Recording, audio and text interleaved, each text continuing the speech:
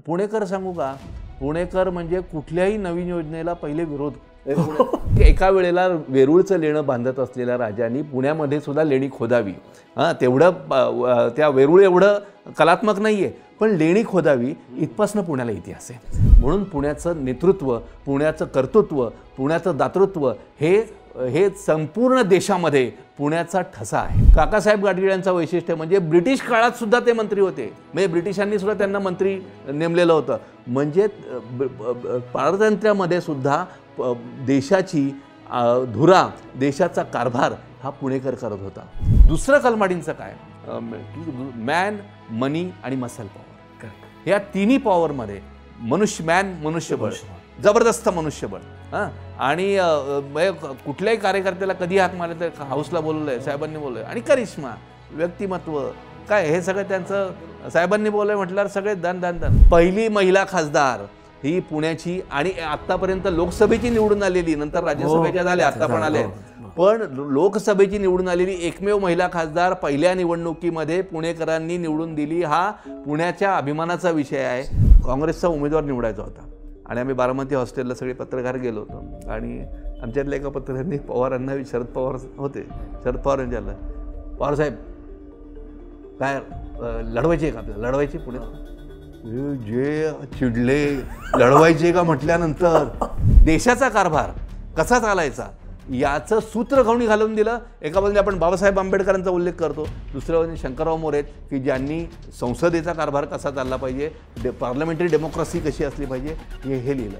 ही 62च्या निवडणुकीत नानासाहेबांचं भाषण हे म्हणजे बौद्धिक, म्हणजे जसं आपण श्रीखंडपुरीची मेजवानी म्हणतोय तशी बौद्धिक श्रीखंडपुरीची मेजवानी. मोहनधारीने आणीबाणीला नुसता विरोध केलेला नाही आहे, त्यांनी मंत्रिपद सोडलं, नुसतं सोडलेलं नाही आहे, तुरुंगात गेले, आंदोलन केलं. म्हणजे पुण्यामध्ये काँग्रेसचा खासदार आमदार लोक निवडून द्यायचे, पण स्थानिक पातळीवर विचार करताना लोक काँग्रेसला नाकारायचे. असं 52पासूनचा हिंदुत्ववादी हिंदूंबरोबरच धर्मनिरपेक्ष हिंदूंची संख्या, बघा वाक्य, हिंदुत्ववादी हिंदूंबरोबरच धर्मनिरपेक्ष हिंदूंची संख्या सुद्धा पुण्यात लक्षणीय आहे. पुणेकर जे देशाचं लोकमानस किंवा देशाचा हुंकार हा पुण्यात उमटतो, आणि पुण्यात जो उमटतो तो देशात जातो, असं दोन्ही आहे.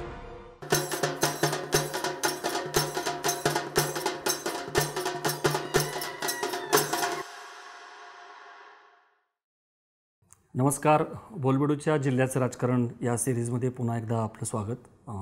आज आपण बोलणार आहोत पुण्याबद्दल, आणि पुण्याची व्याप्ती बघता, क्षेत्रफळ आणि सगळंच विस्तार बघता आपण पुणे शहराचा जो आढावा आहे तो आजच्या या भागामध्ये घेणार आहोत. ग्रामीण जिल्ह्याचं पुढं कधीतरी आपण घेऊयात. पुण्याबद्दल बोलायचं म्हटलं तर किती बोलायचं आणि किती नाही असं होतं, कारण छत्रपती शिवाजी महाराज असतील किंवा जिजाऊ यांचं वास्तव्य असेल, त्यानंतर पेशवाई असेल, पेशवाई पाहिली, पेशवाईचा अस्त पाहिला, ब्रिटिशांची छावणी पाहिली. एकेकाळी स्वातंत्र्य चळवळीमध्ये देशाचं नेतृत्व पुण्यानं केलं. ते पुणवडी ते पुणे असा प्रवास झाला. मेट्रो याच्या आधी ते मेट्रो सिटी बनलं. गमतीत असं म्हणतात की स्मार्ट सिटी पुणे, पण त्याच्या आधीच ते ओव्हर स्मार्ट होतं. पुलंच्या भाषेत सांगायचं तर म्हणजे पुणे म्हणजे काय, पुणेकर म्हणजे काय, तर ज्या प्रत्येकाला इथं स्वतःचं स्वतंत्र मत असतं आणि साधासुद्धा नाही, ज्वाज्वल्य अभिमान असतो.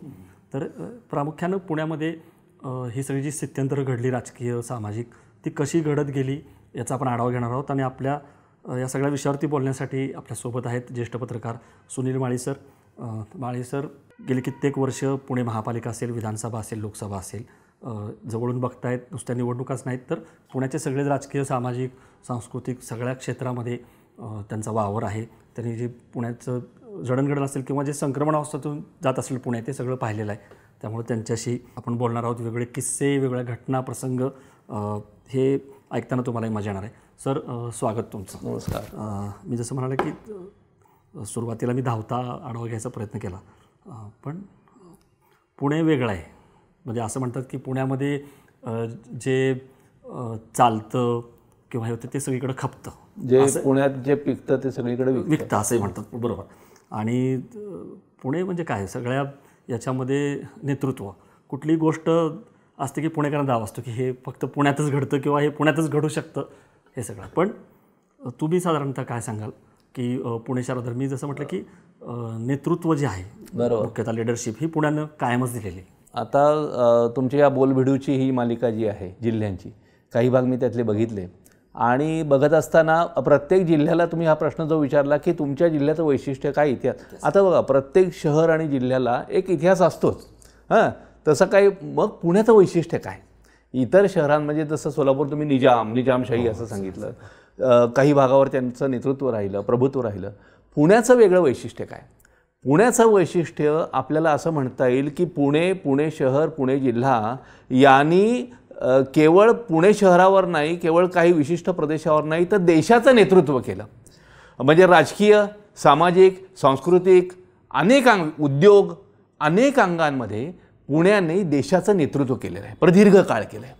आता पुण्याचा इतिहास कसा, पुणे काय? हे बघा, वेरूळचं भूलोकीचं अत्यंत उत्कृष्ट असं, म्हणजे भूलोकीचा चमत्कार असं वेरूळचं जे लेणं आहे, ते लेणं 8व्या शतकामध्ये ज्यावेळेस राजा कृष्णदेव बांधत होता त्यावेळे त्या कृष्णदेवनी पुण्याला भेट दिली आहे आणि पुण्याचं पाताळेश्वर जे आहे, पाताळेश्वर लेणी ही त्यांनी बांधलेली आहे. म्हणजे एका वेळेला वेरूळचं लेणं बांधत असलेल्या राजांनी पुण्यामध्ये सुद्धा लेणी खोदावी. तेवढं त्या वेरूळ एवढं कलात्मक नाही आहे, पण लेणी खोदावी इथपासून पुण्याला इतिहास आहे. आता आपण तो कृष्णदेवरायाचं बघितलं, तसं बघा आध्यात्मिक क्षेत्रात बघा, आध्यात्मिक क्षेत्रात पुण्याजवळच्या आळंदीला संजीवन समाधी पहिली आणि एकमेव, म्हणजे त्या परतत्वाला आपलं सदेह जोडून जाणं, विलीन होणं, अशी जी समाधी आहे, ही समाधी ज्ञानदेवांनी घेतली आणि त्या तीर्थक्षेत्राचा, त्या चैतन्य स्थळातल्या ज्या चैतन्य लहरी आहेत, त्या चैतन्य लहरींची अनुभूती घेण्यासाठी लाखो वैष्णव तिथं गर्दी करतात. पुण्याजवळचं देहू आहे, देहूला तुकाराम महाराजांनी एका बाजूला रोकडा व्यवहार सांगत असताना दुसरीकडं सोपी केली पायवाट, उतराया भवसागर रे, असे भक्तिमार्ग दाखवला आणि लाखो मराठी जनांची आपल्या या शेकडो वर्षांची परंपरा आणि या शेकडो वर्षातले मराठी जन त्यात न्हाऊन निघत आहेत. या पुण्यामध्ये गाढवाचा नांगर फिरला होता. गाढवाचा नांगर फिरल्यानंतर शिवराय आणि जिजामाता या इथं आल्या आणि त्यांनी त्या गाढवाच्या नांगराच्या ऐवजी सोन्याचा नांगर फिरवला. बेवसाऊ झालेलं पुणे शहर वसाऊ केलं, शहर वाढवलं, मराठेशाहीची आणि स्वराज्याची स्थापना केली. ही मराठेशाही स्वराज्याची स्थापना ही फक्त पुण्यात केली, स्वराज्यापुरती नाही, तर हे जे स्वराज्य आहे, ही मराठेशाही ही देशामध्येचं नेतृत्व केलं. म्हणजे आपण त्या महाराष्ट्र गीतात जे आहे की दिल्लीचे ही तख्त राखतो महाराष्ट्र माझा, ही काही फक्त सांगोवांगीची ओळ नाही आहे, फक्त अभिमानाची ओळ नाही आहे, कोरडी ओळ नाही आहे, तर प्रत्यक्षामध्ये ही मराठेशाही, या मराठेशाहीने औरंगजेबाला इथं नमवलं. त्याचा घासत इथं पराजित होऊन इथंच त्याला मारावं लागलं. या मराठेशाहीने अटकेपार झेंडे लावले. या मराठेशाहीने दिल्लीचा बादशाह की अब्दालीचा आक्रमण, म्हणजे आपण पानिपतमध्ये आपला पराभव झाला असं आपण म्हणतो, पण पानिपतच्या पराभवानंतर अब्दालीनं परत भारताकडं ढुंकून बघितलं नाही आणि त्यांनी उलट आपल्याला मराठ्यांना असं पाठवलं की आम्ही इकडचं बघतो, तुम्ही देश बघा, तुम्ही हिंदुस्थान बघा. म्हणजे अब्दालीचं परत आक्रमण होऊ शकलं नाही. त्या मराठ्यांमुळं बादशाह पळून गेला होता वेलस्लीकडं. बादशाहाला बोलवून आणलं, पकडून आणलं आणि त्याला दिल्लीला ठेवलं. महादजी शिंदेंनी दिल्लीचा कारभार केला नामधारी बादशाह असताना. ही मराठेशाहीची ताकद होती. ब्रिटिशांनी जे भारत जिंकला आपण म्हणतो, हा भारत जिंकला, हा दुसऱ्या कोणाकडनंही जिंकला नाही, तो मराठ्यांकडनं जिंकला.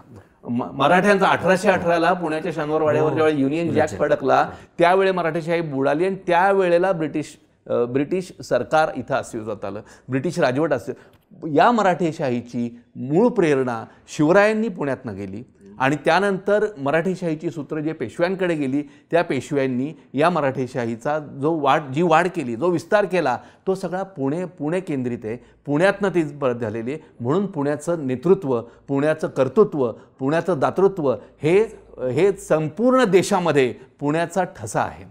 हे झालं राजकारणामध्ये त्यावेळेच्या. आता अगदी धावता आढावा त्या घ्यायचा परत सामाजिककडे येऊ.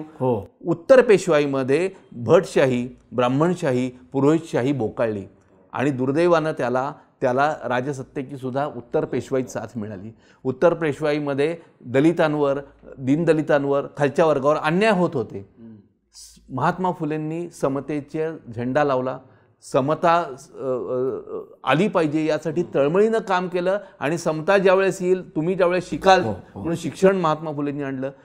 सामाजिक क्षेत्रामध्ये देश गाजवणारी अनेक व्यक्तिमत्व ही पुण्यातनं आली. महात्मा फुलेंचं नाव घेतो आपण, लोकहितवादी आहेत, महादेव गोविंद रानडे आहेत, गोपाळकृष्ण गोखले आहेत, आगरकर आहेत, हे पुढे नाही सामाजिक मध्ये ही सगळी मांदियाळी आहे की जी मूळ पुण्यात. गोपाळकृष्ण गोखलेंचं आता सांगितलं, महात्मा गांधी लोकमान्य टिळकांचं आपण येणारच आहोत राजकीय याच्यात, पण महात्मा गांधींनी देशाचं जे नेतृत्व केलं तर महात्मा गांधींनी गुरु गोपाळकृष्ण गोखलेंना मानलं होतं. म्हणजे पुणे ही गंगोत्री आहे, पुणे हे स्फूर्ती केंद्र आहे, पुणे हे नेतृत्वाची खाण आहे आणि देशाचं नेतृत्व करणारं पुणे आहे.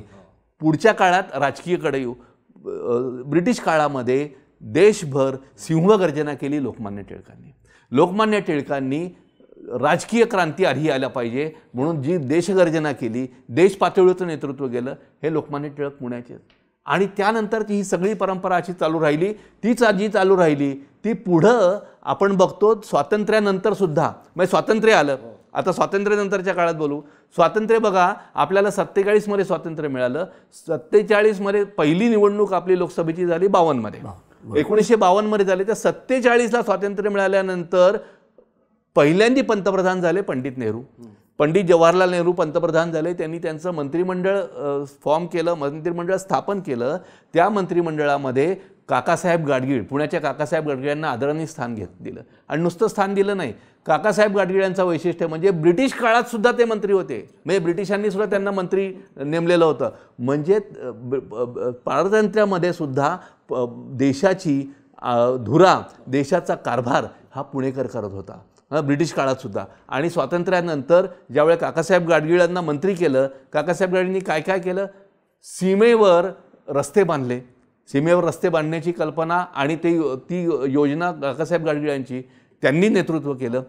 पुढं काकासाहेब गाडगीळांनी पुण्यामध्ये बघा NDA म्हणजे राष्ट्रीय स्वयंसेवक राष्ट्रीय संरक्षण प्रबोधिनी, NDA ही राष्ट्रीय संरक्षण प्रबोधिनी जी आहे, ही राष्ट्रीय संरक्षण प्रबोधिनी कुठं आणायची चर्चा चालली होती.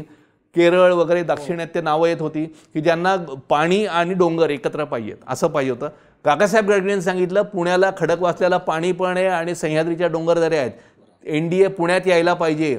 नेहरूंकडे हट्ट धरला, मग नेहरूंनी मान्यता दिली आणि NDA पुण्यात आलं. काकासाहेब गाडगीळांचे हे ऋण आहेत, पुण्यावर पण ऋण आहे. पण नेतृत्व, हे नेतृत्व 52च्या निवडणुकीत काकासाहेब गाडगीळ काँग्रेसकडनं विजयी झाले. आपण पुढे येऊ, 52 नंतर 57ची निवडणूक आली. 52 नंतर 57 म्हणजे पुणेकर नेतृत्व. आपला मुद्दा काय आहे आत्ता अद्वैत, की पुणेकर नेतृत्व कसं करतायत. राजकीय क्षेत्रातलं नेतृत्व, सामाजिक क्षेत्रातलं नेतृत्व आणि देश पातळीवरचं नेतृत्व पुण्याने कसं केलं. 52च्या निवडणुकीनंतर 57ची निवडणूक आली. मला यात एक सांगायचं आहे, मी पुन्हा सांगीन, 2-3दा याचा उल्लेख करीन की पुणेकर जे देशाचं लोकमानस किंवा देशाचा हुंकार हा पुण्यात उमटतो आणि पुण्यात जो उमटतो तो देशात जातो, असं दोन्ही आहे. म्हणजे बघा 57 मध्ये काय झालं, 57 मध्ये संयुक्त महाराष्ट्राची चळवळ.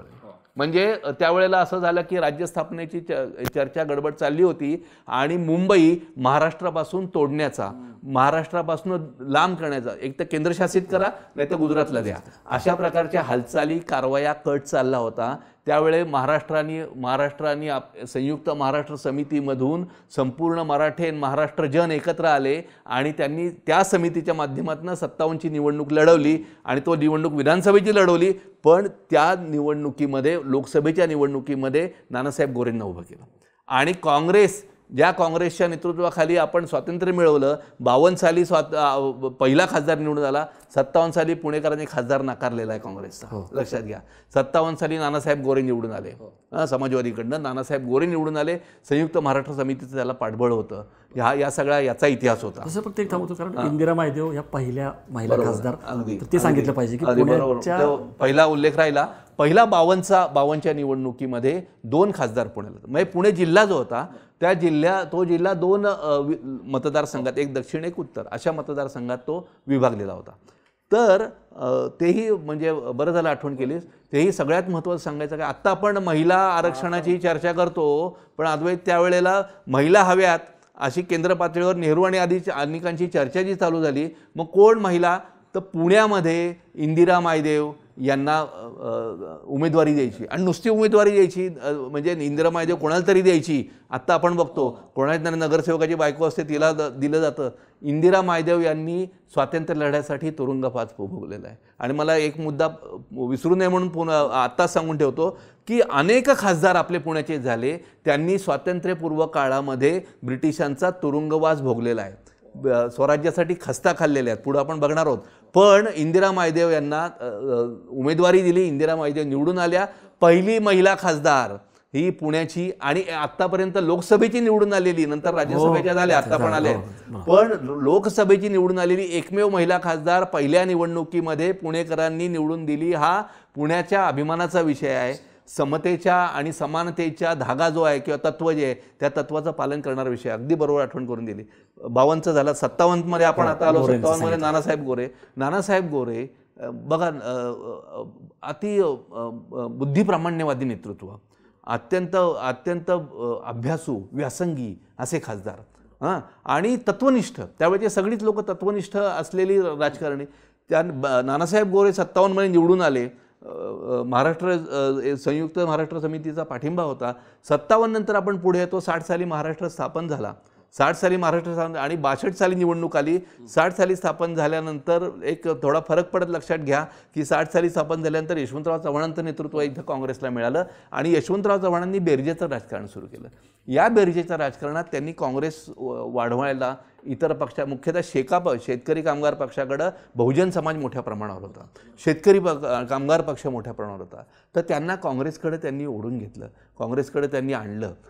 आणि त्यानंतर 62ची निवडणूक आली. हे का सांगतो, 62च्या निवडणुकीत शंकरराव मोरे हे काँग्रेसकडे त्यांनी उमेदवारी दिली आणि काँग्रेसचा परत विजय झाला. म्हणजे 52 साली विजय झालाय, 57 साली पुण्यानं नाकारलंय काँग्रेसला आणि 62 साली पुन्हा शंकरराव मोरेंचं वैशिष्ट्य म्हणजे स्वातंत्र्यपूर्व काळात तुरुंगवास वगैरे आहेच, पण शंकरराव मोरे अत्यंत अभ्यासू व्यक्तिमत्व. शंकरराव मोरेंनी शेकापचा गाजलेला, अनेक जुन्या लोकांना माहिती असेल, दाभाडीचा प्रबंध, जे समतेवर आधारित राज्य कसं यायला पाहिजे याच्यावरचा दाभाडीचा प्रबंध लिहिला तो शंकरराव मोरेंनी लिहिला. त्यांनी पार्लमेंटरी डेमोक्रेसी ग्रंथ लिहिला. हा ग्रंथ अजूनही दिल्लीला रेफर केला जातो, त्याचा संदर्भ दिला जातो. या ग्रंथाचं मोल ओळखून त्यावेळेला त्या ग्रंथाच्या प्रकाशनासाठी थेट दिल्लीहून नेहरू आले होते. नेहरूंनी त्या ग्रंथाचं प्रकाशन केलं आणि म्हणजे याचा अर्थ देशाचा कारभार कसा चालायचा याचं सूत्र घाऊन घालून दिलं. एका बाजूने आपण बाबासाहेब आंबेडकरांचा उल्लेख करतो, दुसऱ्या बाजूने शंकरराव मोरे की ज्यांनी संसदेचा कारभार कसा चालला पाहिजे, पार्लमेंटरी डेमोक्रेसी कशी असली पाहिजे हे लिहिलं. ही 62च्या निवडणुकीत.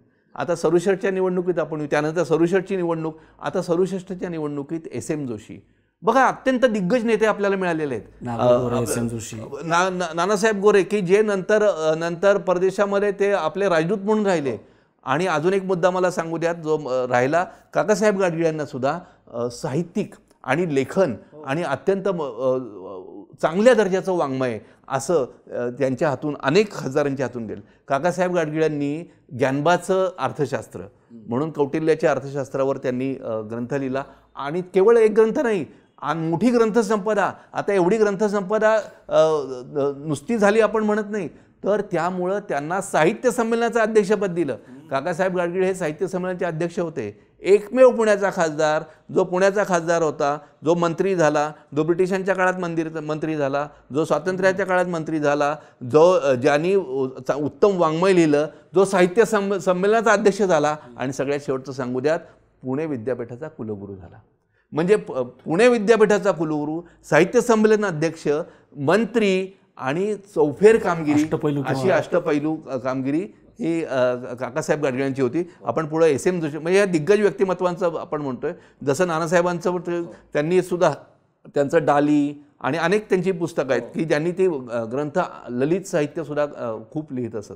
आणि समाजवादी अनेक पुण्याचे कार्यकर्ते गप्पा मारताना म्हणतात की नानासाहेबांचं भाषण हे म्हणजे बौद्धिक म्हणजे जसं आपण श्रीखंडपुरीची मेजवानी म्हणतो तशी बौद्धिक श्रीखंडपुरीची बौद्धिक आणि वैचारिक मेजवानी. इतकी वैचारिक मेजवानी. त्यांचे अनेक विचार मतं हे अनेकांना पटली नाहीत की गणपती बनवण्याचे कारखाने जसे वाढतील तसतसं या देशामध्ये उद्योग आणि हे वाढणार नाही, म्हणजे आपण विकास करणार नाही, अशा प्रकारचे त्यांचे. पण बुद्धिप्रामाण्यवादी, थोडं नास्तिकतेकडे वळणारे असे होते, पण तरीही समाजाविषयी कळकळत नाही. सरुशेटला आपण येतोय एस एम जोशी.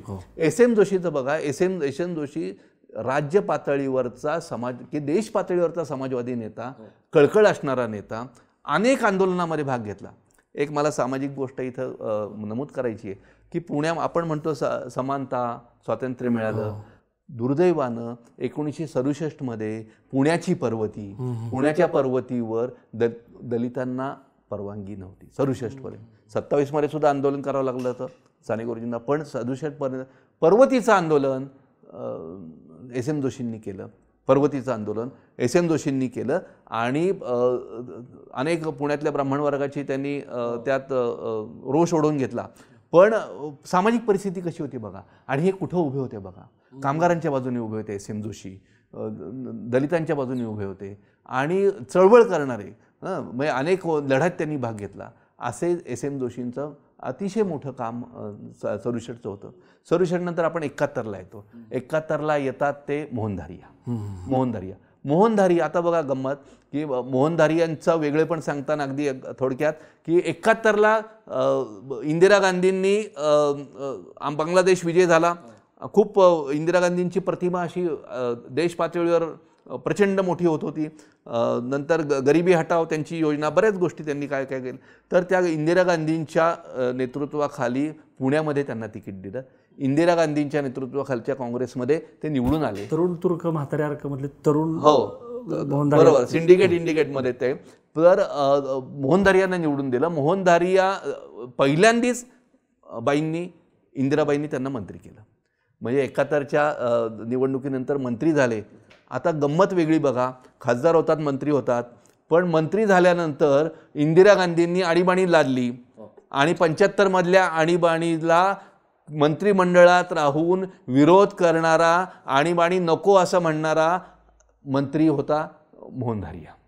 मोहनधारीने आणीबाणीला नुसता विरोध केलेला नाहीये, त्यांनी मंत्रिपद सोडलं. नुसतं सोडलेलं नाहीये, तुरुंगात गेले, आंदोलन केलं. म्हणजे तुमच्या सरकारमधला सत्ताधारी पक्षामधला मंत्री ज्या वेळेला विरोध करतो, तुमच्या विरोधात जातो, मंत्रिपद पायदळीत उडवतो आणि तुरुंगात जातो. बघा केवढं लोकशाही, आणि याचं एक बघा केवढं मोठं जे पुणेकरांनी दाखवून दिलं, अनेक वेळा दाखवून दिलं, दिल्लीला दाखवून दिलं, जगाला दाखवून दिलं. आपला स्वाभिमान, आपलं सत्व आणि लोकांसाठीची झुंजण्याची वृत्ती, तळमळ ही दाखवून दिली. त्यानंतर आली जनता दलाची राजवट, म्हणजे जनता पक्षाची. जो निवडणूक झाली, बाईंचा पराभव झाला, इंदिरा काँग्रेसचा पराभव झाला, आपल्याला सगळं तर इतिहास माहिती आहे. आणीबाणीच्या त्यातला एक किस्सा फक्त आठवला म्हणून सांगतो. ती जी निवडणूक झाली आणीबाणीची, त्या निवडणुकीमध्ये भारलेलं वातावरण, प्रचंड भारलेलं. मी अगदी 8वी 9वीत होतो तर प्रचंड भारलेलं वातावरण. आणि काही त्यावेळेला कळत नव्हतं की काय आणीबाणी, काहीतरी कोरे अग्रलेख येत होते छापून. आमच्या घरी केसरी येत होता, तर कोरा का आला काही कळत नव्हतं. पण त्यावेळेला पुण्याच्या इंग्लिश स्कूल टिळक रोडवर मोठी सभा झाली. तर आम्ही गेलो, आमच्या त्या शरद अवस्थे आमच्या शेजाऱ्याची, त्यांनी आम्हाला सगळ्यांना नेलं. त्याचं बोर्ड आम्ही गेलो बघायला काय ऐकायचं. पु ल देशपांडे, पाध्ये असे मोठे मोठे नेते त्यावेळेला बोलले. म्हणजे पु ल देशपांडे उभे राहिले. त्यांचं ते 77 सालचं अद्वैत वाक्य अजून माझ्या लक्षात आहे आणि डोक्यात आहे की पु ल म्हणजे काय. पु ल बोलायला लागले की अत्रेंचं आपण बोलणार होतो, अत्रेंचा 1-2 किस्सा राहिले ते सांगतो. पण पु ल पहिले उभे राहिले. पहिलं वाक्य पु लंचं असं होतं, निवडणूक बाईंनी आणीबाणी लादलेली त्याच्या विरोधात उभे राहिलेले, पुण्यामध्ये मोहनधारी उभे राहिलेले, त्यांच्या प्रचारार्थ निवडणूक, जनता पक्षाच्या प्रचारार्थ प्रचारसभा, पु ल उभे राहिले. पुलंनी काय पहिले म्हणलं, वास्तविक ही सभा लोकमान्य टिळकांच्या गायकवाड वाड्यात व्हायला हवी होती, परंतु प्रत्यक्षात त्या वाड्याचा आता गायवासरू वाडा झालाय, त्यामुळे तिथं ती झालेली नाही. म्हणजे जयंतराव टिळक आणि टिळक पक्ष हा त्यावेळेला इंदिरा काँग्रेसपर्यंत होता, सत्ताधारी होता. आणि जी परंपरा लोकमान्यांची होती स्वातंत्र्य मिळवण्याची, स्वराज्य चळवळीची, ती परंपरा पाळत नाही आहेत असं त्यांनी ज्या एका वाक्यात सगळं वाहून वाहून गेलं, टाळ्यांचा कडकडाट आणि सगळं वाहून गेलं. तर ते एक मध्ये किस्सा मधल्या निवडणुकीतला सांगायचं राहिला की आचार्य अत्रे आणि हे उभे होते, तुम्हाला सांगितलं ना तुला, मोरेंच्या विरोधात आचार्य प्र के अत्रे म्हणजे आपल्या तरुण श्रोत्यांना किंवा शिक्षकांना थोडंसं सांगायला पाहिजे, पत्रकारांपासून शिक्षकापर्यंत, साहित्यिकापासून तो नाटककारापर्यंत, अष्टपैलू नव्हे, कवीपासून ते वेगवेगळ्या भूमिका त्यांनी पार पाडल्या, ते राजकीय नेत्यापर्यंत त्यांचं वक्तृत्व, त्यांचं कर्तृत्व, त्यांची पत्रकारिता, झुंजार पत्रकारिता, जबरदस्त पत्रकारिता आणि कोणाची भीडभाड न ठेवता रोखठोकपणे. अत्रेंचे किस्से तर 1 तास वेगळाच लागेल. मला मोह होते म्हणून 2 किस्से सांगतो, तुम्ही मग बाकी सांगा. म्हणजे ते पानशेचं धरण जेव्हा फुटलं होतं तेव्हा अत्रे आले बघायला. ते असे हस्तिनापुर मनोरातले संपादक नव्हते, फील्डवरती जायचे. त्यांनी बघितलं आणि पेपर आले नव्हते सगळ्या पुराच्या ह्याच्यामुळं, आणि काही पेपर आले आणि ते जास्त दराने विकले होते. तर एक असं पुणेकर टिपिकल काहीतरी म्हणाला की काय इकडं पानशेत धरण फुटलं, हे झाले आणि तुम्ही धंदा करताय किंवा तुमचा जो पेपर आहे तो काय 5 रुपये 10 रुपये एवढ्याने विकताय. तर रात्री एवढे हजर जावे. ते म्हटले आता दुधाचा भाव जर गवळ्याने वाढवला तर काय करणार, असं तो हजर. आणि दुसरं पुण्यभूषण दिवाळी अंकाच्या प्रकाशनाने शरद पवार असं म्हटले होते, म्हणजे बाबुराव चांद्रे समोर बसले होते की स्थायी समितीचा अध्यक्ष आहेस तू, या पदावरती कोण बसलो तुला माहिती का? तर अत्रे होते. कोण अत्रे? ज्यांनी पुण्यामध्ये PMP बस सुरू केली होती. तर हे किस्से, तर तुम्ही पण अजून PMP चालू केली. नंतर पुण्यामध्ये पुणेकर सांगू का, पुणेकर म्हणजे कुठल्याही नवीन योजनेला पहिले विरोध. आणि तू मगाशी म्हटला की जाज्वल्य अभिमान, पण प्रत्येक पुलंनी सुद्धा म्हटलंय की प्रत्येक माणसागणी एक संस्था असते, प्रत्येकाचं डोकं वेगळंच. बघा, मेट्रोवरनं घ्यायची का खालनं घ्यायची, प्रत्येक पुणेकर पुढचे आपण सिविक इश्यूकडे नंतर येऊ. पण म्हणजे पुण्याचा त्यावेळेला डांबरी रस्ते करायचं ठरलं. तर डांबरी रस्ते करायचं ठरलं, त्याला विरोध की डांबरी रस्ते या चिखलामध्ये ते डांबर होतून काय करायचंय, कसं राहणार, असा विरोध झाला. पण ठीक आहे, तो सोडा. आता मुद्दा होता तो अत्रे, म्हणजे जसं पुलंवरनं विषय निघाला की शंकरराव मोरेंच्या विरोधात जगन्नाथराव जोशी, अत्रे आणि आपले नागागोरे उभे होते. हे 4 जणांची झाली 62 मध्ये. या निवडणुकीमध्ये या आपल्या खंडोजीबाबा चौकामध्ये सभा झाली. खंडोजीबाबा चौकामध्ये आपल्या कर्वे रोडच्या जी सभा झाली, तर त्या सभेमध्ये अत्रेंनी वाक्य वापरलं की परमेश्वरानं वेगवेगळे प्राणी तयार केले आणि त्या प्राण्यांमधनं झुरळ, उंदीर, साप यांच्यापासून राहिलेले काही अवयव आहे, त्या अवयवापासून एक प्राणी तयार केला, तो म्हणजे आमचा मोरू, म्हणजे मोरारजी देसाई. का मोरारजी देसाई? मोरारजी देसाई ज्या वेळेला संयुक्त महाराष्ट्र समितीचं आंदोलन होतं त्यावेळेला मुंबई राज्याचे मुख्यमंत्री होते आणि 105 हुतात्मे जे झाले ते मोरारजींनी आदेश दिल्यामुळे गोळीबार झाला आणि 105 जण हुतात्मा झाले. तो एक राग आणि एक पक्षीय आणि त्यावेळेची काय म्हणायचं निवडणुकीचे अशा वेगवेगळे, म्हणजे त्यांचे भीडभाड न ठेवता वेगवेगळ्या याच्यात तो अत्रे वेगळे. आता आपण आलो 67मध्ये SM जोशी, नाही आता आपण हे 77 मध्ये आणीबाणी आणि आणीबाणी नंतर हे परत ज्यावेळेस आले जनता पक्ष निवडून आला आणि पुन्हा यांना मंत्री केलं, वाणिज्य मंत्री केलं धारी यांना. आणि धारी यांचा मग कारभार पुढे झाला. त्यानंतर 80ची निवडणूक आली. आता 78 नंतर 80ची निवडणूक जी झाली त्या 80च्या निवडणुकीमध्ये इंदिरा गांधींनी पुन्हा बाउन्स बॅक केलं. इंदिरा गांधी पुन्हा उसळून वर आल्या आणि 80 आता कसं केलं बघा. म्हणजे पुण्याचा संदर्भ आपल्याला देतोय, राज्य आणि देश पातळीचं बोलत नाहीये. पुण्यामध्ये उमेदवार निवडायचा होता. पुण्यामध्ये उमेदवार निवडताना बाईंचं लक्ष बघा किती बारीक, म्हणजे अभ्यास जबरदस्त. की पुण्यामध्ये काय तर त्यांचा विठ्ठलराव गाडगीळ असं सांगतात की मला फोन आला आणि रात्री सकाळी फोन आला की बाईंग बोलणं. तर मग मला म्हणे नाही तुम्हाला तिकीट दिलेलं आहे. मग पुण्यातलं तिकीट दिलं. मग त्यांनी नंतर विचारलं बाईंना की मॅडम तुम्ही मला माझी निवड कशी केली? आपके पुणे में काकाकुवा मॅन्शन करके एक बिल्डिंग आहे. बाई बोलताय ना, काकाकुवा मॅन्शन म्हणजे लक्ष्मी रोडवर जनता पक्षाचं जुनं ऑफिस, जुन्या सगळ्या मंडळींना ते माहीत असेल. अजूनही मला वाटतं तिथे काही समाजवाद्यांची ऑफिस आहेत. पण वो काका साहब काका कुआ मेंशन में जनता पार्टी का ऑफिस है, वहाँ रात के 2 बजे ऐसा हुआ कि वहाँ उन्होंने नाना साहब गोरे को वो उम्मीदवारी दे रहे हैं, खड़ा कर रहे हैं, ऐसा तय हुआ उनका। तो मैं बोली कि अगर पुणे में एक पंडित को जनता पार्टी तिकीट देती है तो दूसरा पंडित खड़ा करना चाहिए। म्हणजे आता आपण जे राजकारण होतं, एका ब्राह्मणाला तिकीट दिलं तर मग दुसरा ब्राह्मणाला आपण जर तिकीट दिलं तर त्यांच्यात फूट पडेल। हा बाईंनी म्हणजे एकेका जागेचा विचार केला आणि गाडगिळांना तिकीट दिलं, पंडित ब्राह्मण पण तिकीट। आता ब्राह्मण म्हणून तिकीट मिळालं नाही मिळालं हा पुढचा भाग आहे, पण 80 मध्ये ज्या वेळेला विठ्ठलराव गाडगीळ आले, तर 80 मध्ये विठ्ठलराव गाडगीळ आल्यानंतर विठ्ठलराव गाडगिळांनी त्यांनी पूर्ण दिल्लीमध्ये, पूर्ण देशामध्ये स्वतःच्या नेतृत्वाची एक छटा उमटली मंत्रिपदा म्हणून काम करताना।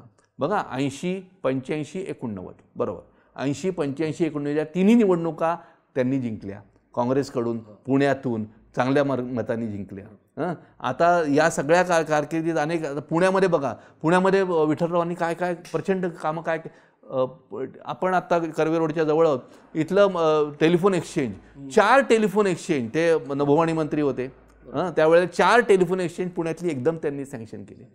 त्यावेळेला राजीव गांधी होते, पण राजीव गांधींनी त्यांना विनोदाने विचारलं, हे गाडगिळांनीच लिहिलेलं आहे कि ये क्या हमारे लिए कुछ आप बचा के रखते ही नहीं, सब पुणे में ले जा रहे हो। राजीव गांधी का?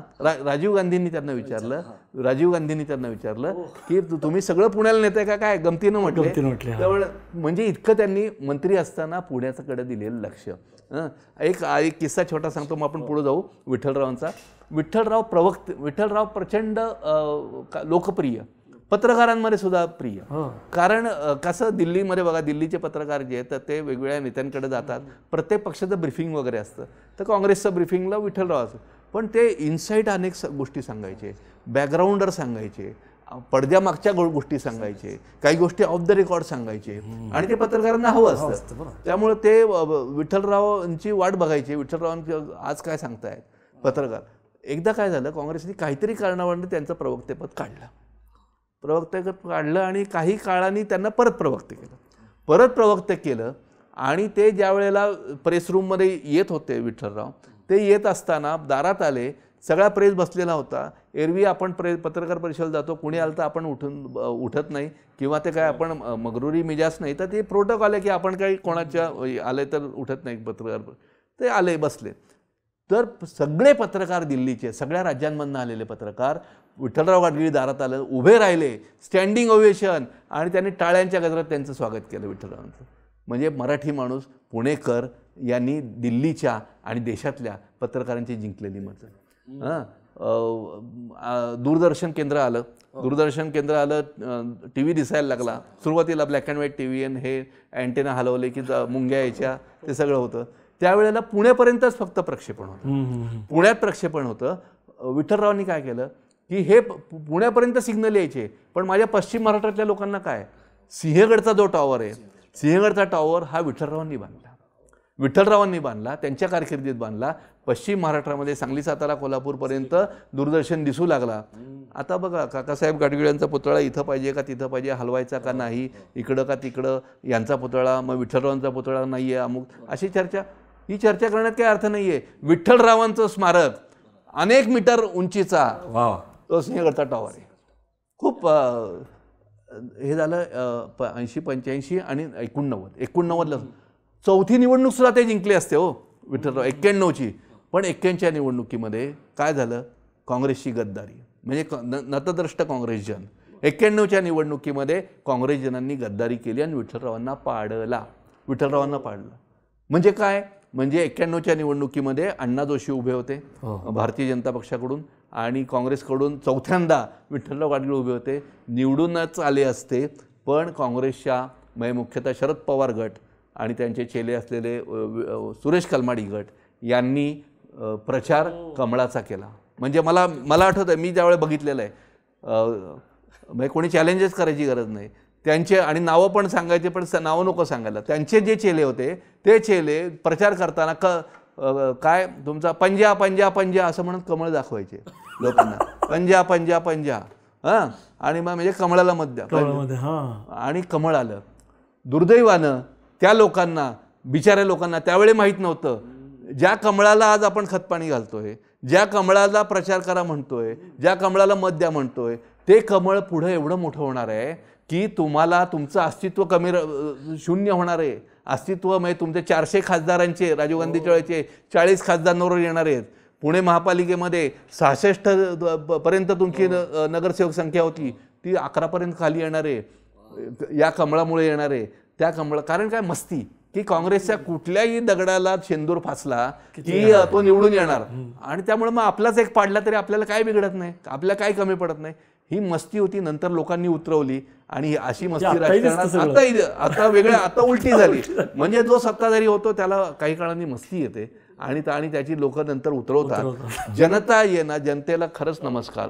म्हणजे आपण पुढे जाताना फक्त एकच वाक्य म्हणतो की सत्यात आत्ता बघ, आता सगळं व्हॉट्सअप, इंस्टाग्राम, सोशल मीडिया सगळे 2 मिनिटात सगळ्या जगात पोचतं, देशात पोचतं, राज्यात पोचतं, शहरात पोचतं.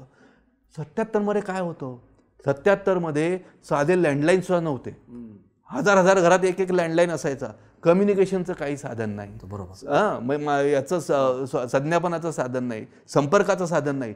तरी हिमालयापासून कन्याकुमारीपर्यंतच्या, श्रीमंतांपासून गरीबापर्यंतच्या माणसांनी एक विचार केला, इंदिरा गांधी नको, हुकुमशाह आहे. 2 वर्षांनी त्याच माणसांनी ठरवलं, कुठलंही सोशल मीडिया नसताना, की आपल्याला परत ते बाईंना आणायचं. कारण जनता पक्षाचं सगळं त्यांनी दुर्दैवाच्या दशावतार आणि लाथाळ्या बघितल्या, परत आणायचं. राजीव गांधींना परत आणलं, परत भाजपला आणलं, भाजपला परत आता नॉन प्लस केलं. हे ताकद जी आहे, ही ताकद आणि एवढ्या खंडप्राय देश म्हणतो आपण, या देशातला माणूस एकमेकांना न भेटता एकच विचार करतो. हे या लोकशाहीचं मोठे. सर, तुम्ही खूप म्हणजे आणि बोलता बोलता कसा समाजवाद्यांचा बालेकिल्ला होता तो कसा काँग्रेसकडे झाला, आणि आता काँग्रेसकडनं तो परत भाजपकडे. एक थोडक्यात फक्त आपण खासदार संपवू. 91ला मग अण्णा जोशी आले, आणि काय पुण्यामधलं आता थोडं राजकीय विश्लेषण त्यामध्ये, की पुण्यामध्ये तोपर्यंत किंवा आत्ता 2014 पर्यंत आपण म्हणू की पुण्यामधले मतदारांपैकी पुणे काँग्रेसचा बालेकिल्ला होता. कुठल्या दृष्टीनं? लोकसभा आणि विधानसभा, बरोबर. बालेकिल्ला महापालिकेचं वेगळं आहे, ते आपण नंतर बोलणं. पण लोकसभेला आणि विधानसभेला काँग्रेसचा बालेकिल्ला होता. आणि पुण्यामध्ये या मधल्या दशकांमधली पुण्यातली काँग्रेसची संख्या साधारण 3.5 लाखापर्यंत काँग्रेसची मतं कमिटेड. आता जी मतं वाढली तर तेवढ्या प्रमाणात टक्का वाढला, पण 3-3.5 लाखापर्यंत मतं, आणि भाजपची 2.5 लाखापर्यंत. म्हणजे हिंदुत्ववादी जनसंघाची भाजपची 2.5 लाख आणि काँग्रेसची 3-3.5. हा एवढा फरक असायचा. त्यामुळे काँग्रेसचा उमेदवार आरामात निवडून येण्याची शक्यता या मधल्या काळात कलमाडींच्या वेळेस सुद्धा आपण बघितलं होती. काँग्रेसच्या मतात ज्यावेळी फूट होते त्यावेळी भाजपचा निवडून होते. 2-3दा आपण काँग्रेसच्या मतात फूट. मग 91 मध्ये कमळ आपलं पंजा म्हणून फूट झाली, तेव्हा भाजपचा निवडून 91 मध्ये. म्हणजे काँग्रेसची बहुसंख्य असताना सुद्धा 14 नंतरचं गणित आणि इक्वेशन पूर्णच बदललं, ते नंतर बघू. पण त्यावेळची परिस्थिती अशी होती, आणि त्यामुळंच 91ला अण्णा जोशी येऊ शकले. पुढं राऊतांचं सुद्धा सांगेन, राऊतांचं सुद्धा अशी फूट झाली. 91 नंतर जी निवडणूक झाली 96च्या निवडणुकीमध्ये कलमाडी, 96च्या निवडणुकीमध्ये कलमाडींचा उदय झाला. कलमाडी राज्यसभेला होते, पण कलमाडी लोकसभेला आले. 96 ते 98 कलमाडींनी लोकसभेला. 98ला काय झालं? 98ला परत कलमाडींना असं वाटलं की आपल्याला, किंवा काय त्यांचं काँग्रेसशी बिनसलं. काँग्रेस नाही, केसरी त्यावेळेला अध्यक्ष होते, ही केसरी काँग्रेस आहे म्हणून त्यांनी काँग्रेस सोडून दिली.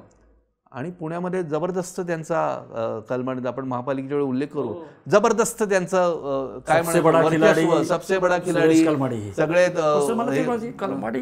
म्हणजे बघा, म्हणजे ते पण राजीव गांधी बरोबर वैमानिक होते, ते आले राजकारणामध्ये. असं म्हणतात की जेव्हा फूट पडली राष्ट्रवादीमध्ये तेव्हा शरद पवारांचा एक शेअर काँग्रेसमध्ये, खरं खोटं माहीत नाही, पण शरद पवार व्हावेत सीताराम केसरी विरोध हा कलमाडीनेच केला होता. कलमाडीच्या मला व्यक्तीबद्दल विचारायचं आहे की असे इंटरेस्टिंग रसायन म्हणता येईल की marathon Pune festival, Pune film festival, यातली सुद्धा जी माणसं आहेत ती प्रल्हाद सावंत, जब्बार पटेल वगैरे पवारांचीच ती. आणि ते सगळं तामझाम त्यांचं असायचं. वर्षभर हे 4 इव्हेंटमधून ते सतत लोकांसमोर असायचे.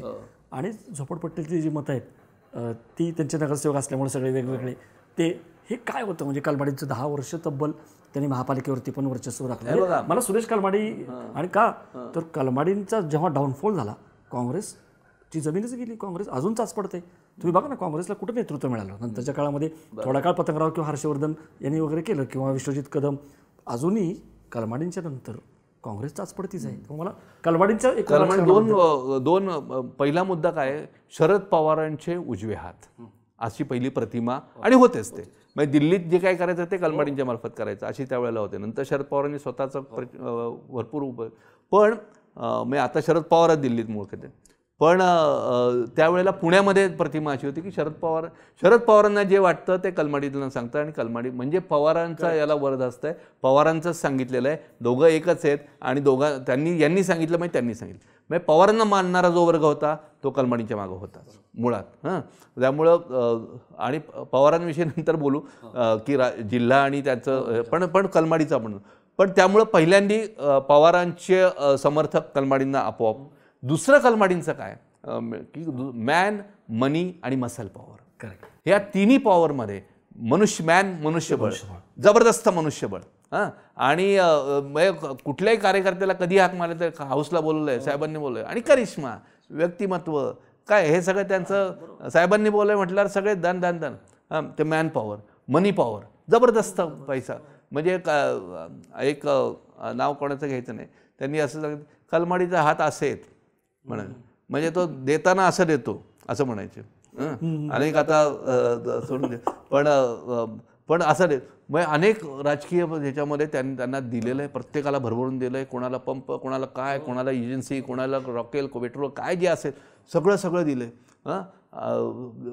वाटताना सगळे खिरापतीसारखे निवडणुकीमध्ये पाकिटं वाटलेली आहेत सगळ्यांना. म्हणजे खुश सगळ्यांना. म्हणून मग मनी पॉवर. आणि त्या मनी पॉवरच्या पुढं समोरनं कुणीच नाही ना तसा मनी पॉवरचा. त्यामुळे ती मनी पॉवर, मॅन, मनी आणि मसल पॉवर. म्हणजे तो संपूर्ण कार्यकर्त्यांचा संच हा त्यांच्याकडे. आता याच्यामध्ये हे झाल्या सगळ्या कलमाडींचं व्यक्तिमत्वामध्ये अजून एक कलमाडींचा शहरामधल्या लहान कार्यकर्त्यांशी सुद्धा संपर्क आणि सातत्याने फोनवर कॉन्टॅक्ट, प्रत्यक्ष कॉन्टॅक्ट, भेटायला बोलवणं, जाणं म्हणजे त्यांचे प्लस पॉईंट आहेत. म्हणजे आपण केवळ मायनस पॉईंट कलमाडी म्हणजे काय, मी त्यांचा सगळ्यात मोठा पत्रकार म्हणून त्यावेळी टीका करतो. सगळ्यात मोठा शब्द नाही वापरत पण एक वन ऑफ द टीकाकार होतो. का तर त्यांच्या मूलभूत पुण्याच्या विकासाची कामं आहेत ती कामं करण्यात ते कमी पडले असं माझं अजूनही मत आहे. आपण सिविक इश्यूविषयी बोलू त्यावेळेला ते बोलीनच पण कमी पडले. आणि ते अनेक वेळा त्यांच्या अनेक योजनांच्या विरोधात लोकसत्तामध्ये असताना मी लिहिलेलं आहे, बातम्या दिलेल्या आहेत. मला असं वाटतं पत्रकारितेमध्ये मी स्वतःचं मोठेपण किंवा या मुलाखतीत सांगू नये, मोठेपण नाहीच आहे, पण आपण प्रामाणिकपणे जे काम केलं त्या प्रामाणिकपणाची पावती आपण ज्याच्यावर टीका करतो आणि जो खरेदी करू शकतो आहे त्याच्याकडनं मिळावी हे मला हे वाटलं. पण तरी मुद्दा काय आहे की तो सगळ्यांना एक तर घेऊ शकायचा, देऊ शकायचा, बरोबर घेऊ शकायचा, अशी मोठी त्यांची संघटनात्मक ताकद कलमाडींची होती. आता महापालिकेकडे आत्ता बोलायला नको, आपण हे पुढे जाऊया. मला इथं तेच म्हणायचं की तुम्ही 98चा उल्लेख केल्यानंतर 99 कलमाडींना जेव्हा तिकीट नाकारलं मग त्यांनी पुणे विकास आघाडी स्थापन केली आणि तेव्हा बघितलं आपण तुम्ही जसं म्हणाले जनता कसा माज उतरवते आणि तेव्हा लोकांना आवडलं नाही. अगदी वाजपेयींना ती सभा घ्यावी लागली. त्या निवडणुकीच्या अद्वैत आठवणी तर फारच आहेत. ती निवडणूक जी झाली 96ची का 99ची वाटतं सर, 99ची सर किंवा 98ची निवडणूक बरोबर. तर त्या निवडणुकीमध्ये संदर्भ कारण तिथं धर्माधिकारी होते, विठ्ठल तुपे होते, बरोबर 98 मध्ये परफेक्ट 98ला ती निवडणूक झाली. बाळासाहेब ठाकरे भिकारी आला वगैरे. 98ल्या निवडणुकीमध्ये कलमाडींनी काँग्रेस सोडली, आता केसरी काँग्रेस वगैरे म्हटलं आपण, सोडली आणि पुन्हा तो म्हणजे एक तो आपलं पक्ष, आपलं संघटन, मॅन मनी पॉवर सगळं आपल्याकडे आहे ही जी काही काय शब्द चांगला सभ्य शब्द वापरायचा आहे, हा जो काही त्यांना आत्मविश्वास, फाजील आत्मविश्वास म्हणून सभ्य शब्द फाजील आत्मविश्वास, अति आणि फाजील आत्मविश्वास त्यांना तो त्यांच्याकडे होता. आपण पक्ष सोडला तरी मी आहे पुण्यात, मी म्हणजे पुणे, मी म्हणजे पुणे, ही जी भावना होती त्या भावनेने त्यांनी सोडला आणि 98ला निवडणूक लढवली. सगळे घेऊन गेले, काँग्रेस हाऊस ओस पडलं, सर्व जवळपास सगळे नगरसेवक, काही सन्माननीय अपवाद वगळता, म्हणजे 80%च्या वर नगरसेवक, सगळी यंत्रणा, सगळे सेल्स, सगळे पदाधिकारी सगळे घेऊन गेले. काँग्रेस हाऊस रिकामं, आणि सगळं त्यांच्याकडं जबरदस्त, म्हणजे काँग्रेसच गेली तिकडं. मग आता निवडणूक कसं येणार? काँग्रेसचा उमेदवार निवडायचा होता आणि आम्ही बारामती हॉस्टेलला सगळे पत्रकार गेलो होतो आणि आमच्यातल्या एका पत्रकारांनी पवारांना, शरद पवार होते, शरद पवार यांच्याला, पवार साहेब काय लढवायचे आहे का आपल्याला, लढवायचे पुण्यात?